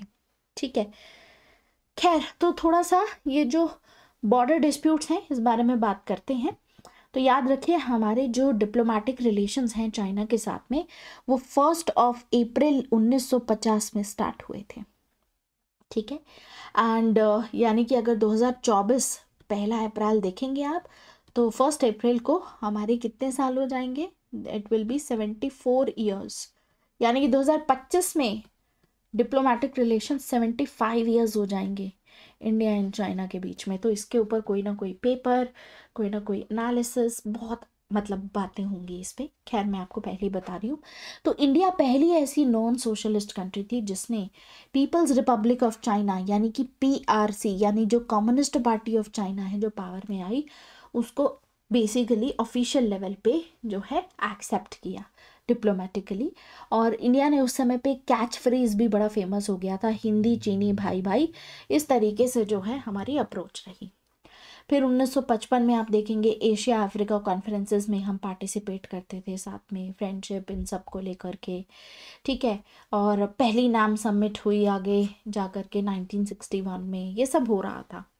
फिर 1962 में लेकिन बॉर्डर डिस्प्यूट की वजह से वॉर स्टार्ट हो गई। 1 महीने तक लगभग ये वॉर चली। उसके बाद चाइना की तरफ से ये वॉर ख़त्म कर दी गई। चाइना का कहना था कि हम तो बस इंडिया को मज़ा चखाना चाहते थे, एक लेसन देना चाहते थे, इसीलिए जो है हमने इस तरीके का एक्शन लिया। फिर इसके बाद जब वॉर हुई तो काफ़ी समय तक जो रिलेशंस थे हमारे वो कोल्ड फेज चला, मतलब कि कोई इंट्रैक्शन नहीं हुई, कोई बात नहीं हुई। फिर 1976 में यहाँ पर रिस्टोर किया गया, एम्बेसडर लेवल पे थोड़ा बहुत इम्प्रूवमेंट देखा गया। 1988 तक आते आते जो हमारे प्राइम मिनिस्टर थे उस समय के राजीव गांधी, चाइना इन्होंने विजिट किया और रिलेशनशिप को नॉर्मलाइज करने की कोशिश की। 1992 में हमारे प्रेसिडेंट ने भी काफ़ी बार विज़िट किया, पहले प्रेसिडेंट थे जिन्होंने विज़िट किया। 1996 में फिर चाइना के जो प्रेसिडेंट थे वो भी इंडिया आए, तो पहले head of the state China के जो इंडिया आए। तो इस तरीके से धीरे धीरे करके जो है बातचीत यहाँ पे होने लगी। और जब यहाँ पे बातचीत हुई तो उसी समय पे बॉर्डर डिस्प्यूट्स को लेकर के कि एक दूसरे के बीच में ट्रस्ट बनाए रखना है और हमें रिजॉल्व करने होंगे अपने डिस्प्यूट्स, तो वहाँ पर कॉन्फिडेंस बिल्डिंग मेजर्स की बात की गई। अच्छा, ये ही समय क्यों है, 1996 ही क्यों? देखिए 1978 में चाइना ने अपनी इकोनॉमी को ओपन कर दिया था। चाइना उस समय पर डिस्प्यूट्स नहीं चाहता था। चाइना चाहता था, क्योंकि चाइना की हालत बहुत ख़राब हो गई थी। इससे पहले अगर आप देखोगे तो चाइना में बहुत सारे क्राइसिस आए हैं जिसमें चाइना की फॉरवर्ड पॉलिसी हुआ। एक्चुअली चाइना के जो प्रेसिडेंट थे माओ जेडुंग, उनके अंडर में कुछ इस तरीके की पॉलिसीज़, उस तरीके की स्ट्रैटेजीज फॉलो की गई जिसकी वजह से यहाँ पर फेमाइंस देखे गए, सूखा पड़ गया, काफ़ी सारे लोग मारे गए, चाइना बहुत गरीब हो गया। तो इसीलिए इस तरीके की इकोनॉमिक पॉलिसीज़ फॉलो की जा रही थी कि चाइना को जो है ग्रोथ मिले, चाइना राइज करे, चाइना की इकोनॉमी स्ट्रांग बने। और यही कारण है कि जब इस तरीके के डेवलपमेंट्स होंगे तो चाइना नहीं चाहेगा कि हम राइज कर रहे हैं तो ऐसे में हम अपने दुश्मनों को के साथ में मतलब अपनी दुश्मनी बनाते रहें। तो चाइना ये चाहता था कि सिचुएशंस जो हैं थोड़ी इम्प्रूव हों ताकि चाइना के राइज को पूरी दुनिया सपोर्ट करे। तो ये कारण है कि इस समय पे इस बारे में बात हुई। फिर उसके बाद और भी प्रेसिडेंट विजिट हुई, 2008 में भी इसी तरीके से हुआ, 2010 में 60 साल हो गए, 11 में हमने चाइना इंडिया एक्सचेंज ईयर, इस तरीके से मतलब हमारे जो रिलेशंस हैं थोड़े इम्प्रूव होते रहे। यानी कॉन्फ्लिक्ट जो पहले था और उसके बाद जो कोल्ड फेज़ आया उसके बाद फिर थोड़ा कोऑपरेशन बढ़ने लगा। तो इस तरीके से सारे कोऑपरेशंस यहाँ पर देखे गए, चीज़ें बढ़िया चल रही थी, सब कुछ अच्छा हो रहा था। G20 SCO में भी पार्ट बन गए, सब कुछ अच्छा हो रहा था। ठीक है, लेकिन फिर फाइनली होता है गालवान क्लैशेस। और इसके पहले भी अगर आप देखेंगे तो चाइना और इंडिया के मिलिट्री के बीच में होता है स्टैंड ऑफ। तो ये स्टैंड ऑफ हालांकि भूटान को लेकर के था 2017 में, क्योंकि चाइना और भूटान के बीच में भी डिस्प्यूट एग्जिस्ट करते हैं, बॉर्डर डिस्प्यूट। और भूटान हमारे लिए स्ट्रेटेजिकली बहुत इंपॉर्टेंट है। भूटान ने हमारे साथ में फ्रेंडशिप ट्रीटी साइन की हुई है। भूटान बहुत ही एक छोटा सा देश है, तो भूटान को अपने इंटरेस्ट खुद प्रोटेक्ट नहीं कर सकता है, तो इसीलिए भूटान इंडिया के साथ में बहुत क्लोज रिलेशनशिप रखता है। तो इस स्टैंड ऑफ में एक तरीके से चिकन गेम चल रही थी यहाँ पर, जिसमें चाइना ने चिकन आउट कर लिया। चाइना ने अपनी मिलिट्री जो है यहाँ पर वापस बुला ली। ठीक है, बाकी वो सारे चीज़ें हैं जो मैंने अभी आपको बताई। ठीक है, तो ये चीज़ें जो है एग्जिस्ट करती हैं। बाकी अगर ये देखें श्याम सरन को, तो श्याम सरन ये बात कहते हैं चाइना का स्ट्रेटेजिक कल्चर क्या है। अपनी किताब how India sees the world में जब ये इंडिया और चाइना के परसेप्शन को कंपेयर करते हैं, तो कहते हैं कि भारत अपने आप को मंडल की फॉर्म में देखता है। मंडल मतलब कि Bharat is one of the state, एक बहुत बड़ा मान लीजिए द्वीप है, जम्बू द्वीप, जिसमें बहुत सारे आइलैंड्स हैं, जिसमें बहुत सारे द्वीप हैं, जिसमें बहुत सारे मंडल्स हैं, and one of the Mandal is India. ठीक है, तो इंडिया इसीलिए अपने आप को भारतवर्ष में एक सदर्न पैटल मानता है, और ये कहते हैं कि इंडिया इसीलिए अपने आप को सेंटर में नहीं देखता है, इंडिया मल्टीपोलैरिटी पे विश्वास करता है। लेकिन चाइना को अगर देखें तो चाइना अपने आप को इस दुनिया के बिल्कुल सेंटर में देखता है। चाइना जो है मिडिल किंगडम कॉम्प्लेक्स से सफ़र कर रहा है। चाइना एक चाइना सेंट्रिक वर्ल्ड ऑर्डर चाहता है, जिसमें चाइना ही सबसे ज़्यादा डोमिनेट करे। अब वर्ल्ड में ना सही, लेकिन एशिया में तो डेफिनेटली ये कहते हैं कि चाइना एक टॉप पे रहना चाहता है, और इंडिया ही इकलौती ऐसी कंट्री है जो चाइना की इस एस्पिरेशंस को चैलेंज कर सकता है। यही कारण है कि चाइना यही चाहता है कि इंडिया जो है साउथ एशिया में ही उलझा रहे।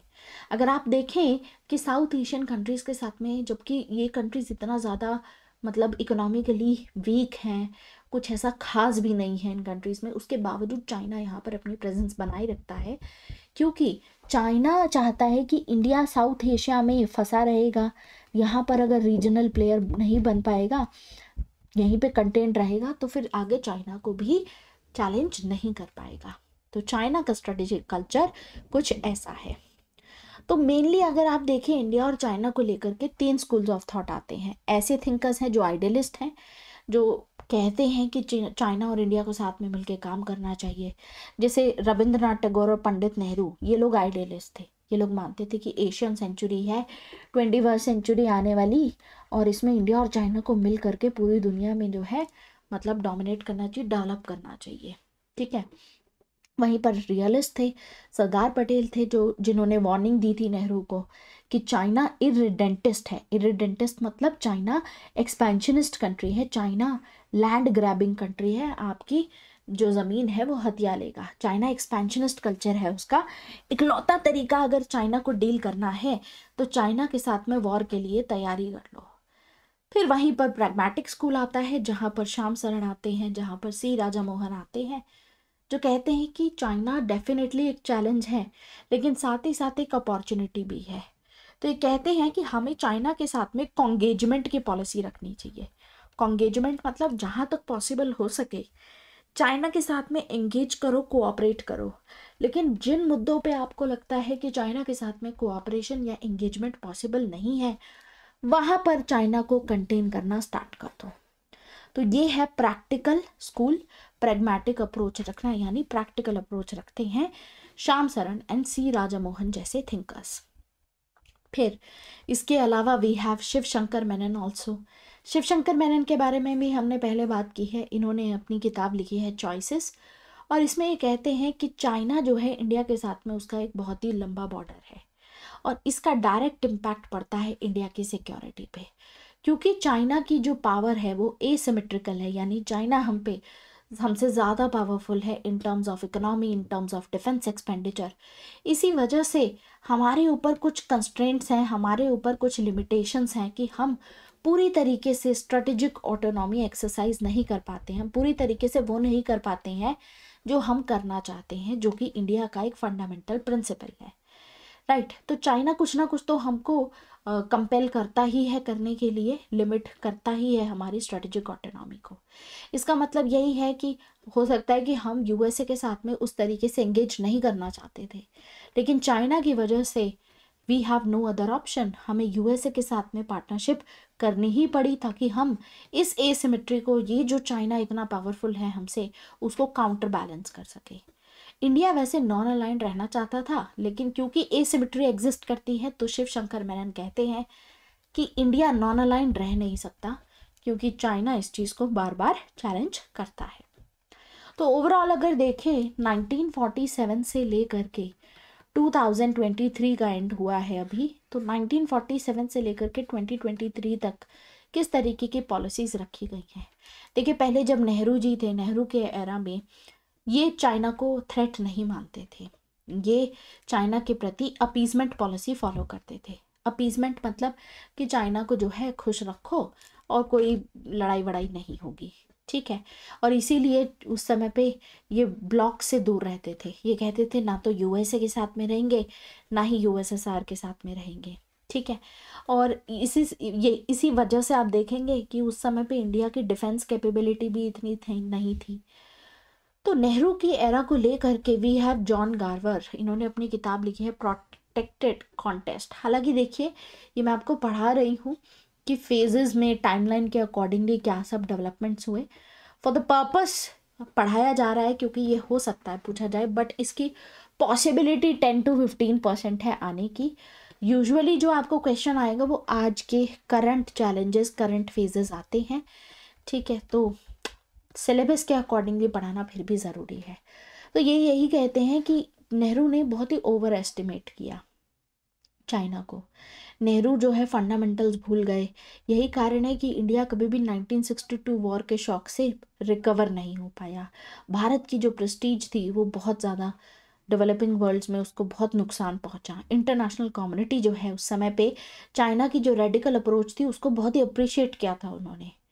तो वही चीज़ है, इसीलिए इनका ये कहना है कि ये बहुत ही इम्पॉसिबल गोल है कि चाइना साउथ एशिया में इंडिया की हेजेमनी को एक्सेप्ट कर ले और इंडिया चाइना को एज अ रीजनल एक्सेप्ट कर ले। तो पॉइंट ये है कि दोनों ही इम्पॉसिबल चीज़ें हैं, तो अल्टीमेटली इनके बीच में कॉन्टेस्ट कॉन्फ्लिक्ट होता रहेगा। फिर मैंने आपको बताया कि 1962 के बाद से कोल्ड पीस रहा है, मतलब ज़्यादा इतना इंटीग्रेशन नहीं हुआ। 1990 तक वाजपेयी जब फॉरेन मिनिस्टर थे गए थे ये उस समय पे, लेकिन जब वियतनाम में इनकी विजिट हुई उसी समय पे वियतनाम को चाइना ने इन्वेड कर दिया। तो और वियतनाम और चाइना जो है एलाइज थे। एक्चुअली में उस समय पे जो वाजपेयी थे इनकी विजिट हुई थी, चाइना गए थे एज अ फॉरेन मिनिस्टर, और इंडिया और वियतनाम एलाइज थे। तो सोचिए कि फॉरेन मिनिस्टर वहाँ गया, उसके जवाब में आप देखेंगे कि वियतनाम के ऊपर इन्होंने वॉर शुरू कर दी। तो this was a big blow. बाकी कोल्ड वॉर जब ख़त्म हुई तो ये तो साफ समझ में आने लगा कि यूएसएसआर अब पावरफुल अपनी नहीं रहेगा, सुपर पावर को मेंटेन नहीं कर पाएगा, तो इंडिया को नए फ्रेंड्स की ज़रूरत थी। और उस समय पे इंडिया ने लुक ईस्ट पॉलिसी स्टार्ट की। तो उसी समय पे राजीव गांधी ने चाइना को भी विज़िट किया, और जो हमारी जो आइस थी, जो इतने समय से मतलब इंटरेक्शन इतना नहीं था, वो चीज़ बढ़ाई गई। तो दोनों ही कंट्रीज़ ने पंचशील में विश्वास किया, इन सब चीज़ों में बात की। तो उस समय के जो प्रेसिडेंट हैं चाइना के, देंग शाओपिंग, उनका यही मानना था कि चाइना को पीसफुली राइज करना है, ठीक है। तो इसीलिए जो है चाइना को ये चीज़ पता थी कि एक बार अगर यूएसएसआर कोलैप्स हुआ तो अब पूरी दुनिया की नज़र चाइना की तरफ जाएगी, क्योंकि अब यूएसए को कोई अगर टक्कर देगा तो वो कोई पावर अगर राइज कर रही होगी वही दे सकती है। तो उस समय चाइना का राइज हो रहा था, तो सबको पता था ये चीज़। यही कारण है कि चाइना ने उस समय पे सभी देशों के साथ में डिस्प्यूट रेजोल्यूशन जो है वो स्टार्ट किया। तो चाइना ने इंटरनली भी डेवलपमेंट अपना स्टार्ट किया, और साथ ही साथ चाइना ने सभी देशों के साथ में पीसफुल रिलेशनशिप, स्पेशली जितने भी पड़ोसी मुल्क हैं उनके साथ में पीसफुल रिलेशंस रहे, इस तरीके की इसीलिए स्ट्रैटेजी जो चाइना ने शुरू की। फिर आता है फेज़ 3।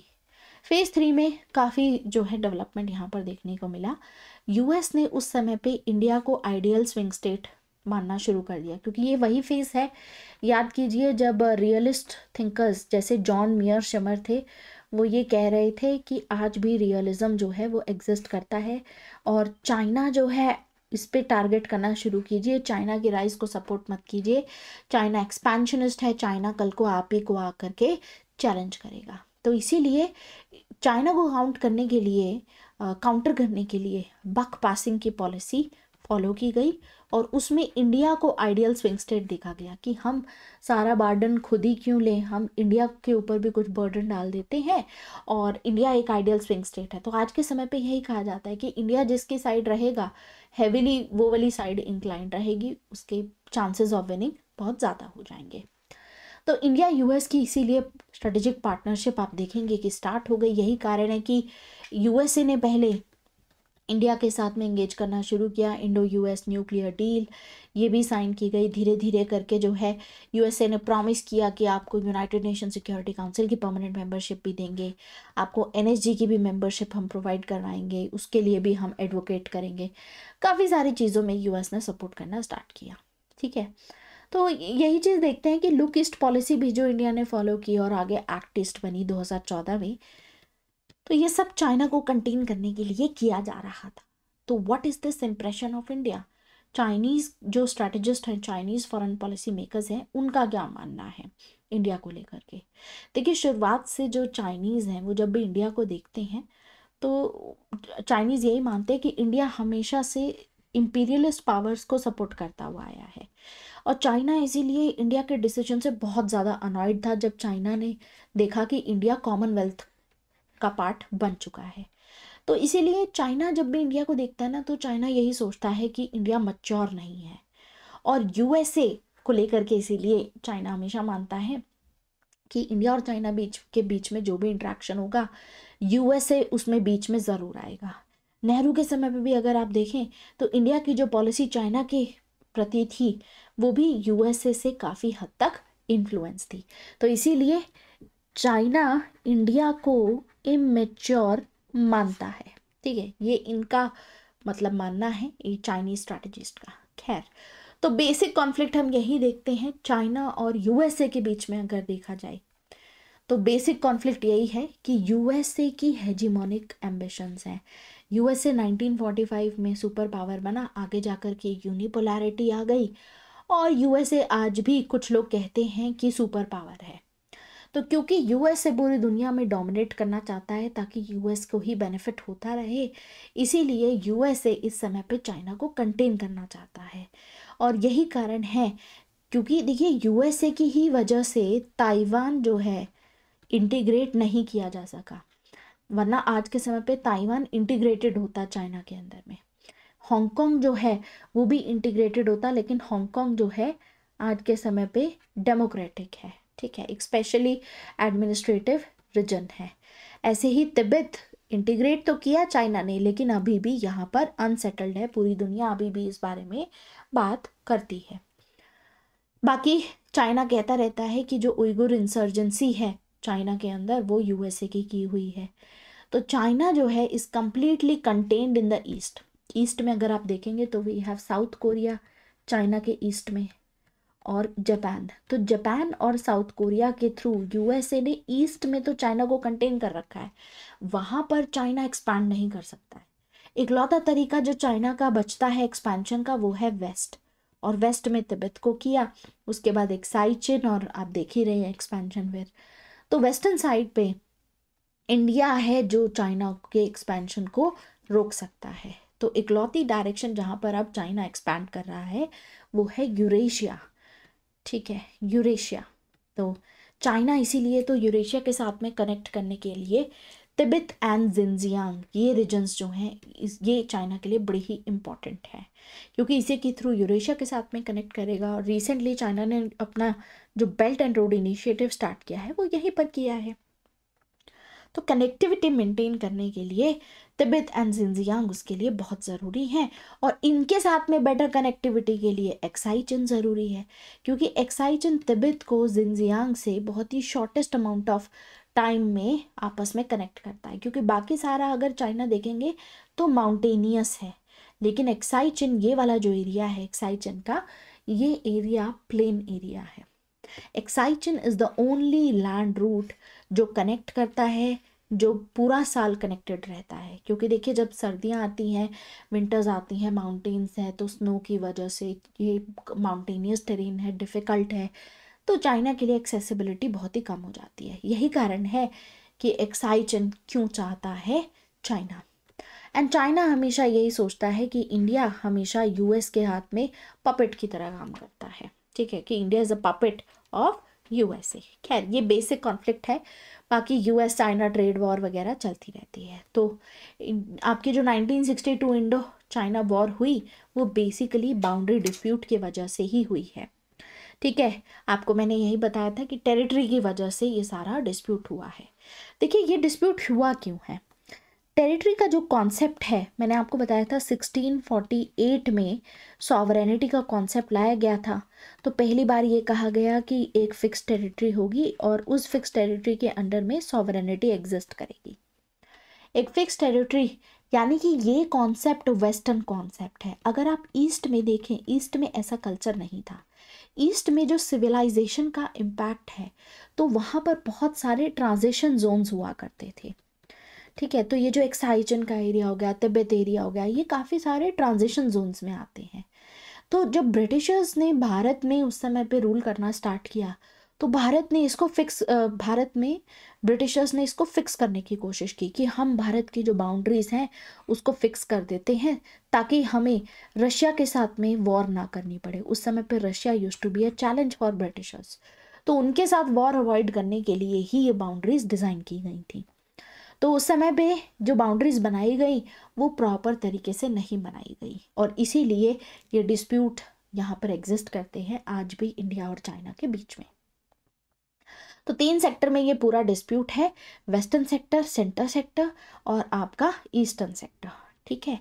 वेस्टर्न सेक्टर में यहाँ पर है गालवान क्लैशेस हुए, जहाँ पर this is the एक्साई chin area यहाँ पर है। बाकी this is the middle sector हो गया आपका। Middle sector is Himachal Pradesh and Uttarakhand. यहाँ पर ज़्यादा डिसएग्रीमेंट नहीं है क्योंकि इंडिया यहाँ पर एडवांटेजियस पोजीशन पे है। फिर आता है ईस्टर्न सेक्टर।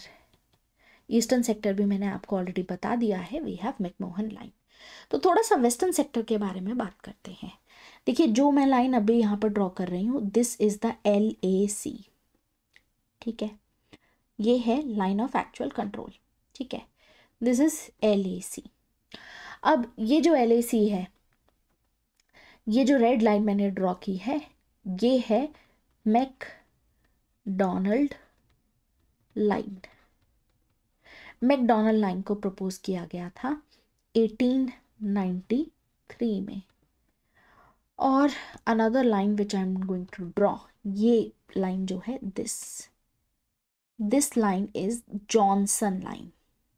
तो ये जो ब्लू में है ये जॉनसन लाइन है, और इंडिया इस ब्लू लाइन में विश्वास रखता है। इंडिया कहता है कि according to this blue line which is the Johnson line, Aksai Chin हमारा है, ठीक है। So this is the Johnson line.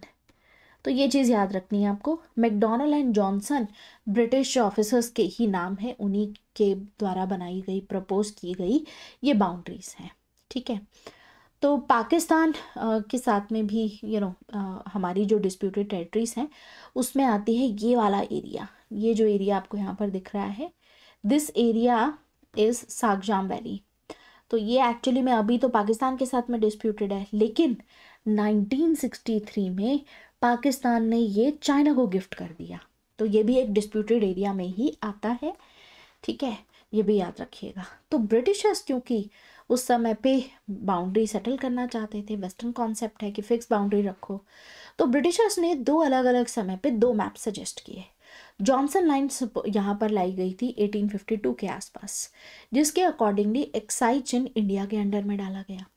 फिर आई मैकडॉनल्ड लाइन, जिसके अकॉर्डिंगली एक्साई चिन जो है वो चाइना के अंडर में कह दिया गया। अब जब हम जॉनसन लाइन की रेफरेंस देते हैं तो चाइना इस मैप को एक्सेप्ट नहीं करता है, क्योंकि ये तो 1852 है, ये 1893 हो गया। तो ज़्यादा पुराना वाला मैप तो यही कहता है ना कि एक्साई चिन इंडिया का पार्ट है। लेकिन चाइना ये कहता है कि भाई हमें तो कोई कम्युनिकेशन नहीं मिला, बाउंड्री वेस्टर्न सेक्टर पे क्या बनाई है ब्रिटिशर्स ने, तो हम कैसे मान ले कि एक्साई चिन आपका है। लेकिन इंडियन सोर्सेस के अकॉर्डिंगली ये हमेशा से जम्मू एंड कश्मीर स्टेट का पार्ट रहा है। लेकिन चाइना कहता है कि एक्साई चिन हमेशा से तिब्बत का पार्ट रहा है।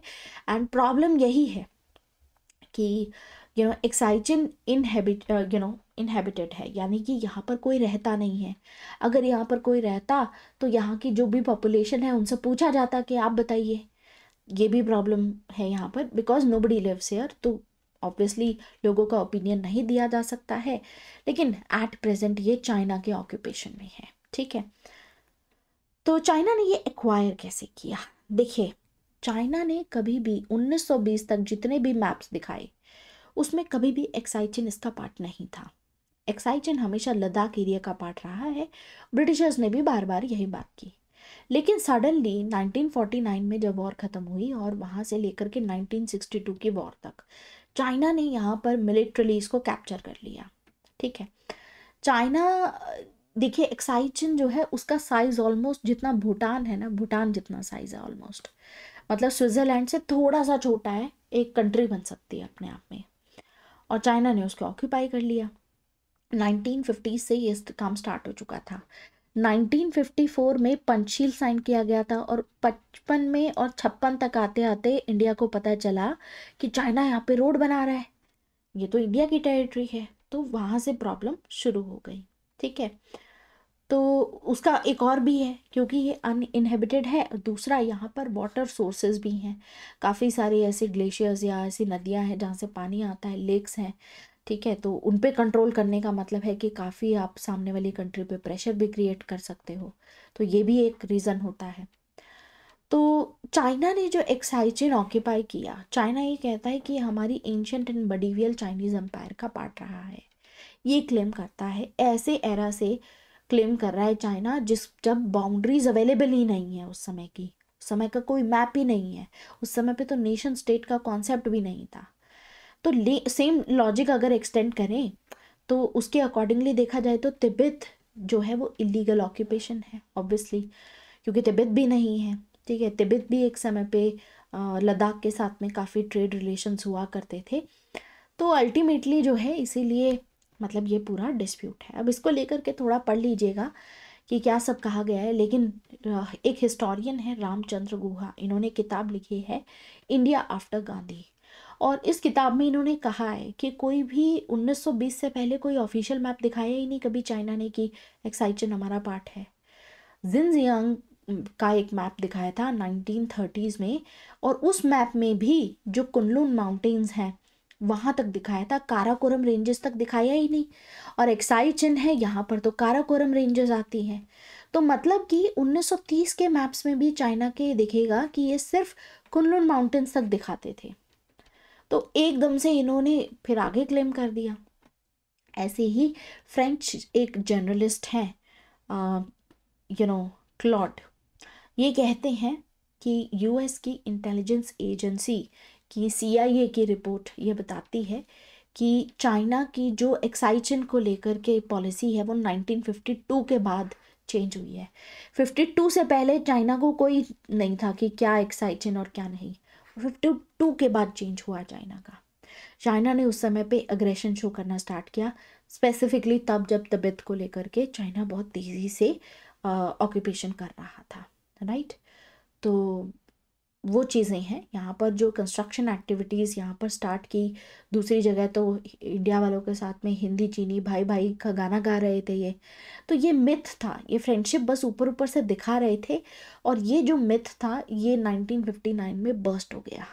उस समय पे नेहरू ने फिर डिप्लोमेटिकली जो है एक्साई चिन को लेकर के बहुत स्ट्रॉन्ग स्टेटमेंट्स दी, और वो सब हुआ। Ultimately this resulted into a war, ठीक है। तो चाइना की जो पोजीशन है वो 1962 के बाद यहाँ पर काफ़ी ज़्यादा स्ट्रेंथन हो गई एक्साई चिन में, क्योंकि वहाँ पर ऑफिशियली इसने फिर ऑक्यूपाई कर लिया ना, दैट्स वाई। तो ये चीज़ है। तो एक आर्टिकल भी लिखा गया था चाइनीज़ लीडरशिप को लेकर के, वहाँ पर लिखा हुआ था कि Aksai Chin is like a Damocles sword hanging over India's head. तो क्योंकि देखिए एक्साई चिन एक ऐसा तरीका है एक ऐसी जगह है जिसके थ्रू आप सेंट्रल एशिया तक मतलब आप एंटर कर सकते हो। इट्स अ गेटवे, क्योंकि it's very close to Afghanistan, right. तो अगर आप ये देखें कि ये तो पाकिस्तान ने यहाँ पर ऑक्यूपाई कर रखा है, दिस इज़, ये गिफ्ट कर दिया चाइना को। तो अगर कल को चाइना चाहे तो इस एरिया को भी ऑक्यूपाई करके सीधा अफगानिस्तान के थ्रू सेंट्रल एशिया में आगे एंट्री कर सकता है। चाइना को फिर लैंड कनेक्टिविटी बहुत आसानी से यहाँ पर हो जाएगी। तो स्ट्रेटेजिकली ये चीज़ जो है बहुत ध्यान देने वाली थी। फिर मिडल सेक्टर मैंने आपको बता दिया है, ईस्टर्न सेक्टर का भी हम बात कर चुके हैं शिमला अग्रीमेंट के बारे में, ठीक है। बाकी ईस्टर्न सेक्टर में अरुणाचल प्रदेश में तवांग बहुत इम्पॉर्टेंट है। तवांग के बारे में कहा जाता है बार बार, जब दलाई लामा जो है, आपको पता होगा कि 1959 इज़ द ईयर जब दलाई लामा जो स्पिरिचुअल एंड पॉलिटिकल लीडर थे, हैं भी आप कह सकते हो, तिब्बत के, उन्होंने एग्जाइल लिया, ठीक है, शरण ली इंडिया में, क्योंकि तिब्बत के ऊपर जो है चाइना बहुत तेज़ी से अपना पकड़ कस रहा था। दैट्स वाई, तो टेक्निकल रीजंस की वजह से तवांग एरिया काफ़ी इंपॉर्टेंट है। दलाई लामा ने रिसेंटली तवांग में एक बुद्धिस्ट मॉनेस्ट्री है, वहाँ पर भी विजिट किया था कुछ साल पहले, तो तब ये काफ़ी कंट्रोवर्सी हुई थी तवांग मॉनेस्ट्री को लेकर के, ठीक है। तो चाइना ये क्लेम करता है कि क्योंकि ये मॉनेस्ट्री तवांग रीजन में एग्जिस्ट करती है, ये तो तिब्बतियन बुद्धिज़्म का पार्ट है, तो यानी कि तिब्बत जो है वो हमें से बिलोंग करता है, तो इसीलिए अरुणाचल प्रदेश और तवांग रीजन भी हमसे बिलोंग करता है। तो टैक्टिकल रीज़न ये है कि देखिए, तवांग रीजन के थ्रू आप नॉर्थ ईस्टर्न इंडिया में एंट्री कर सकते हो, तो इसीलिए भी बहुत इम्पॉर्टेंट है।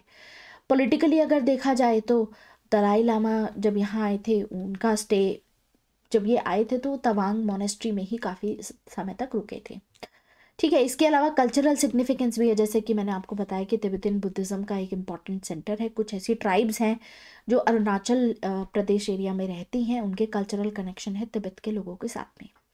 जैसे कि एक ट्राइबल पॉपुलेशन है यहाँ पर, मोनपा ट्राइब्स, जो कि तिब्बतियन बुद्धिज़्म को आज भी प्रैक्टिस करते हैं। तो कुछ एक्सपर्ट्स का ये मानना है कि चाइना को ये डर है कि यहाँ के जो एथनिक ग्रुप्स हैं जो अरुणाचल प्रदेश में रहते हैं, एट सम स्टेज ये लोग प्रो डेमोक्रेसी रिफॉर्म लाने की बात ना कर दें, तिब्बत में प्रो डेमोक्रेसी मूवमेंट को बढ़ावा ना दे दें, इसीलिए भी तवांग को ये कंट्रोल करना चाहता है। बाकी भूटान फैक्टर तो है ही, ठीक है।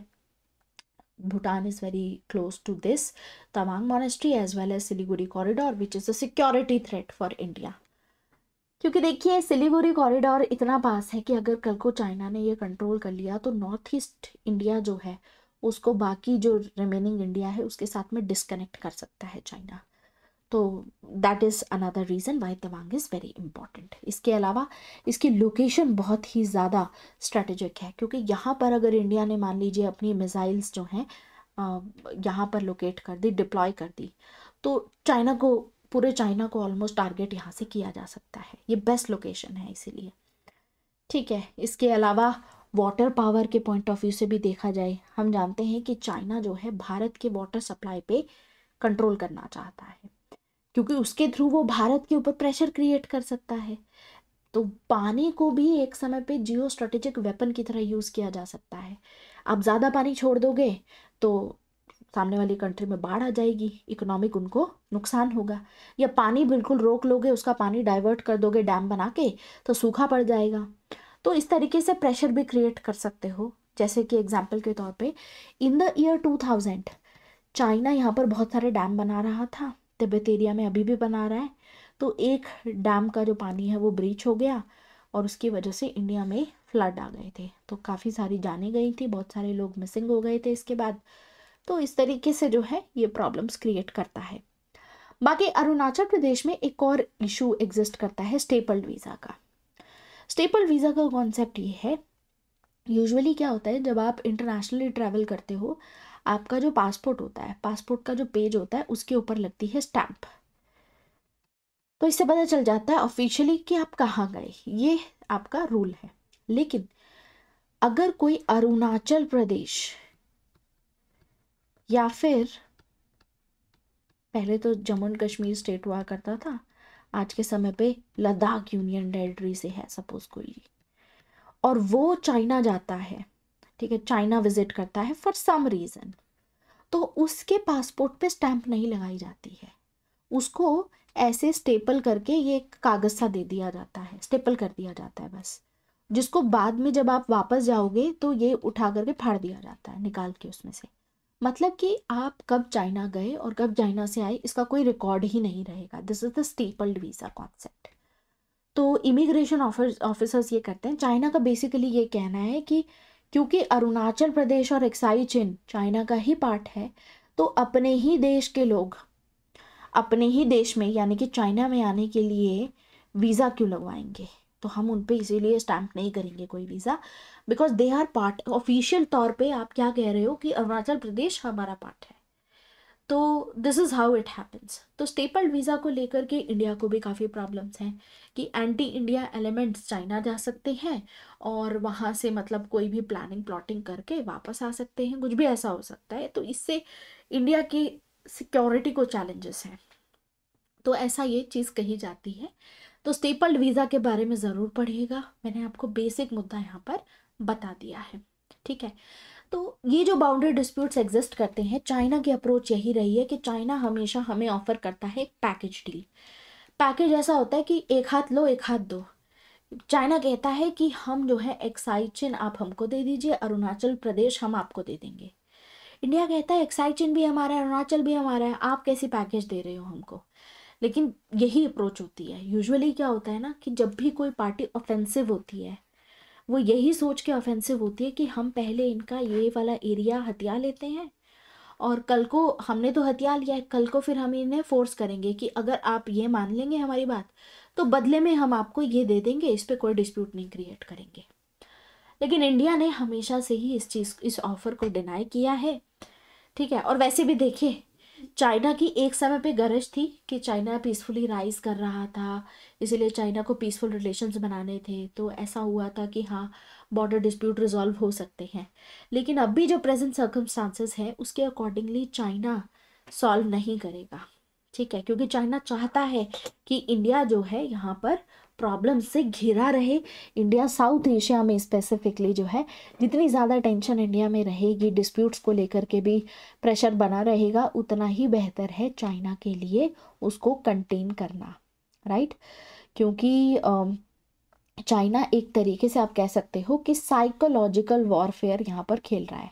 बेसिकली चाइना जो है इंडियन बबल को बर्स्ट करना चाहता है, चाइना की स्ट्रैटेजी ही यही है, ठीक है। सो क्योंकि आसियान कंट्रीज़ जो हैं, जो साउथ ईस्ट एशिया की कंट्रीज़ हैं, वो हमेशा इंडिया को देखती हैं कि इंडिया ही इकलौती ऐसी कंट्री है जो चाइना को बैलेंस कर सकता है, और उस बबल को बर्स्ट करने के लिए चाइना हमेशा कोशिश करेगा कि इंडिया पे प्रेशर जो है वो कसा रहे। यही कारण है कि आपको समय समय पे इस तरीके के बॉर्डर क्लैशेस, इस तरीके के स्टेटमेंट्स जो है चाइना की तरफ से देखने को मिलते रहेंगे। तो कुछ ऐसे एग्रीमेंट्स भी साइन हुए, बॉर्डर एग्रीमेंट्स, ऐसे सॉल्व करेंगे वैसे सॉल्व करेंगे, लेकिन फाइनली कोई ऐसा बड़ा मुद्दा हुआ नहीं।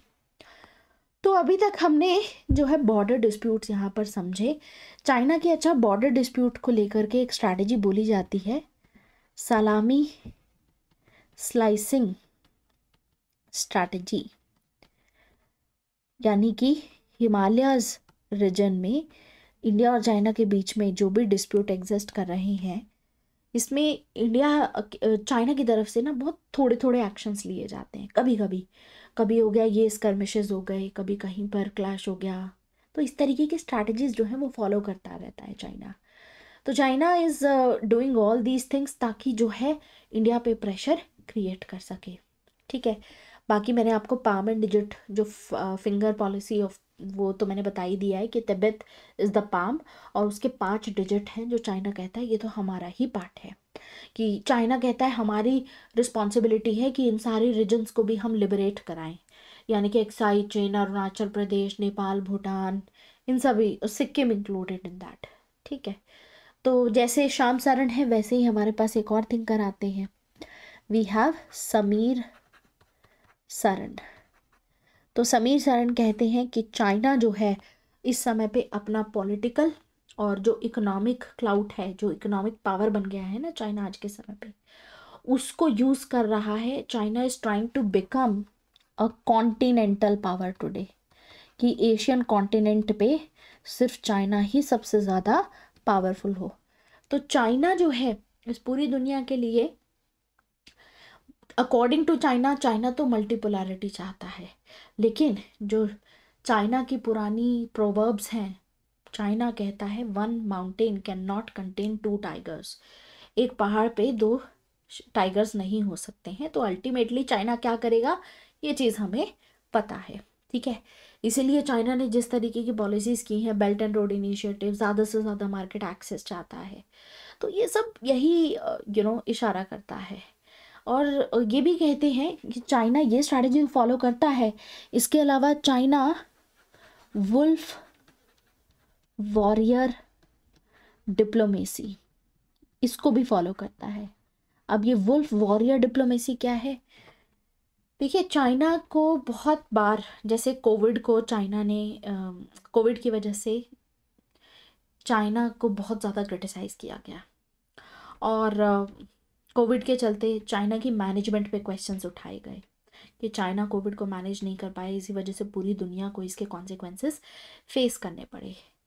तो चाइना ने अपने डोमेस्टिक अनरेस्ट को, जो इंटरनली चाइना की गवर्नमेंट अपने ही लोगों से बैकलैश फेस कर रही थी, उसको काउंटर करने के लिए कि कैसे उसको दूर किया जा सके, चाइना ने वुल्फ वॉर डिप्लोमेसी फॉलो की। यानी कि चाइना ने नेशनलिज्म का कार्ड स्टार्ट कर दिया प्ले करना दूसरे कंट्रीज़ के साथ में, कि आप तो चाइनीज़ को ब्लेम कर रहे हो। और तभी तो चाइना ने उस तरीके के गार्मेंट क्लैशेस वगैरह किए, ताकि लोगों का जो अटेंशन है वो इस तरफ डाइवर्ट हो।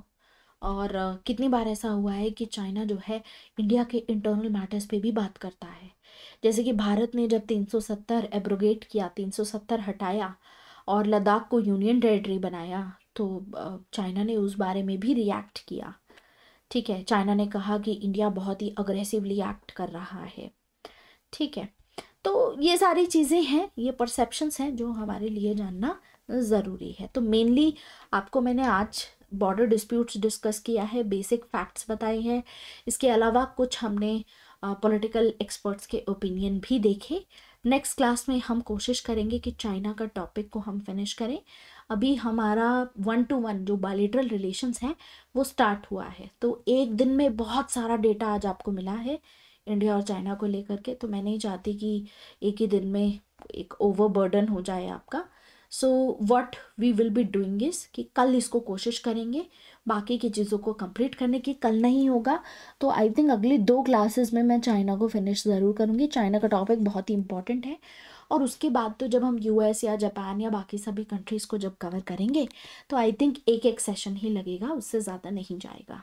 इट इज़ जस्ट चाइना जो थोड़ा सा टाइम ले सकता है, बाकी सारी कंट्रीज़ एक सेशन में हो जाएंगी। जब हम साउथ एशिया कवर करेंगे तो पाकिस्तान अफ़गानिस्तान साथ में करेंगे, नेपाल भूटान एंड श्रीलंका साथ में कर लेंगे, मालदीव साथ में कर लेंगे। ये छोटे छोटे से टॉपिक्स हैं, क्योंकि इतनी बड़ी ज़्यादा अब आजकल डेवलपमेंट्स यहाँ पर नहीं हो रही हैं।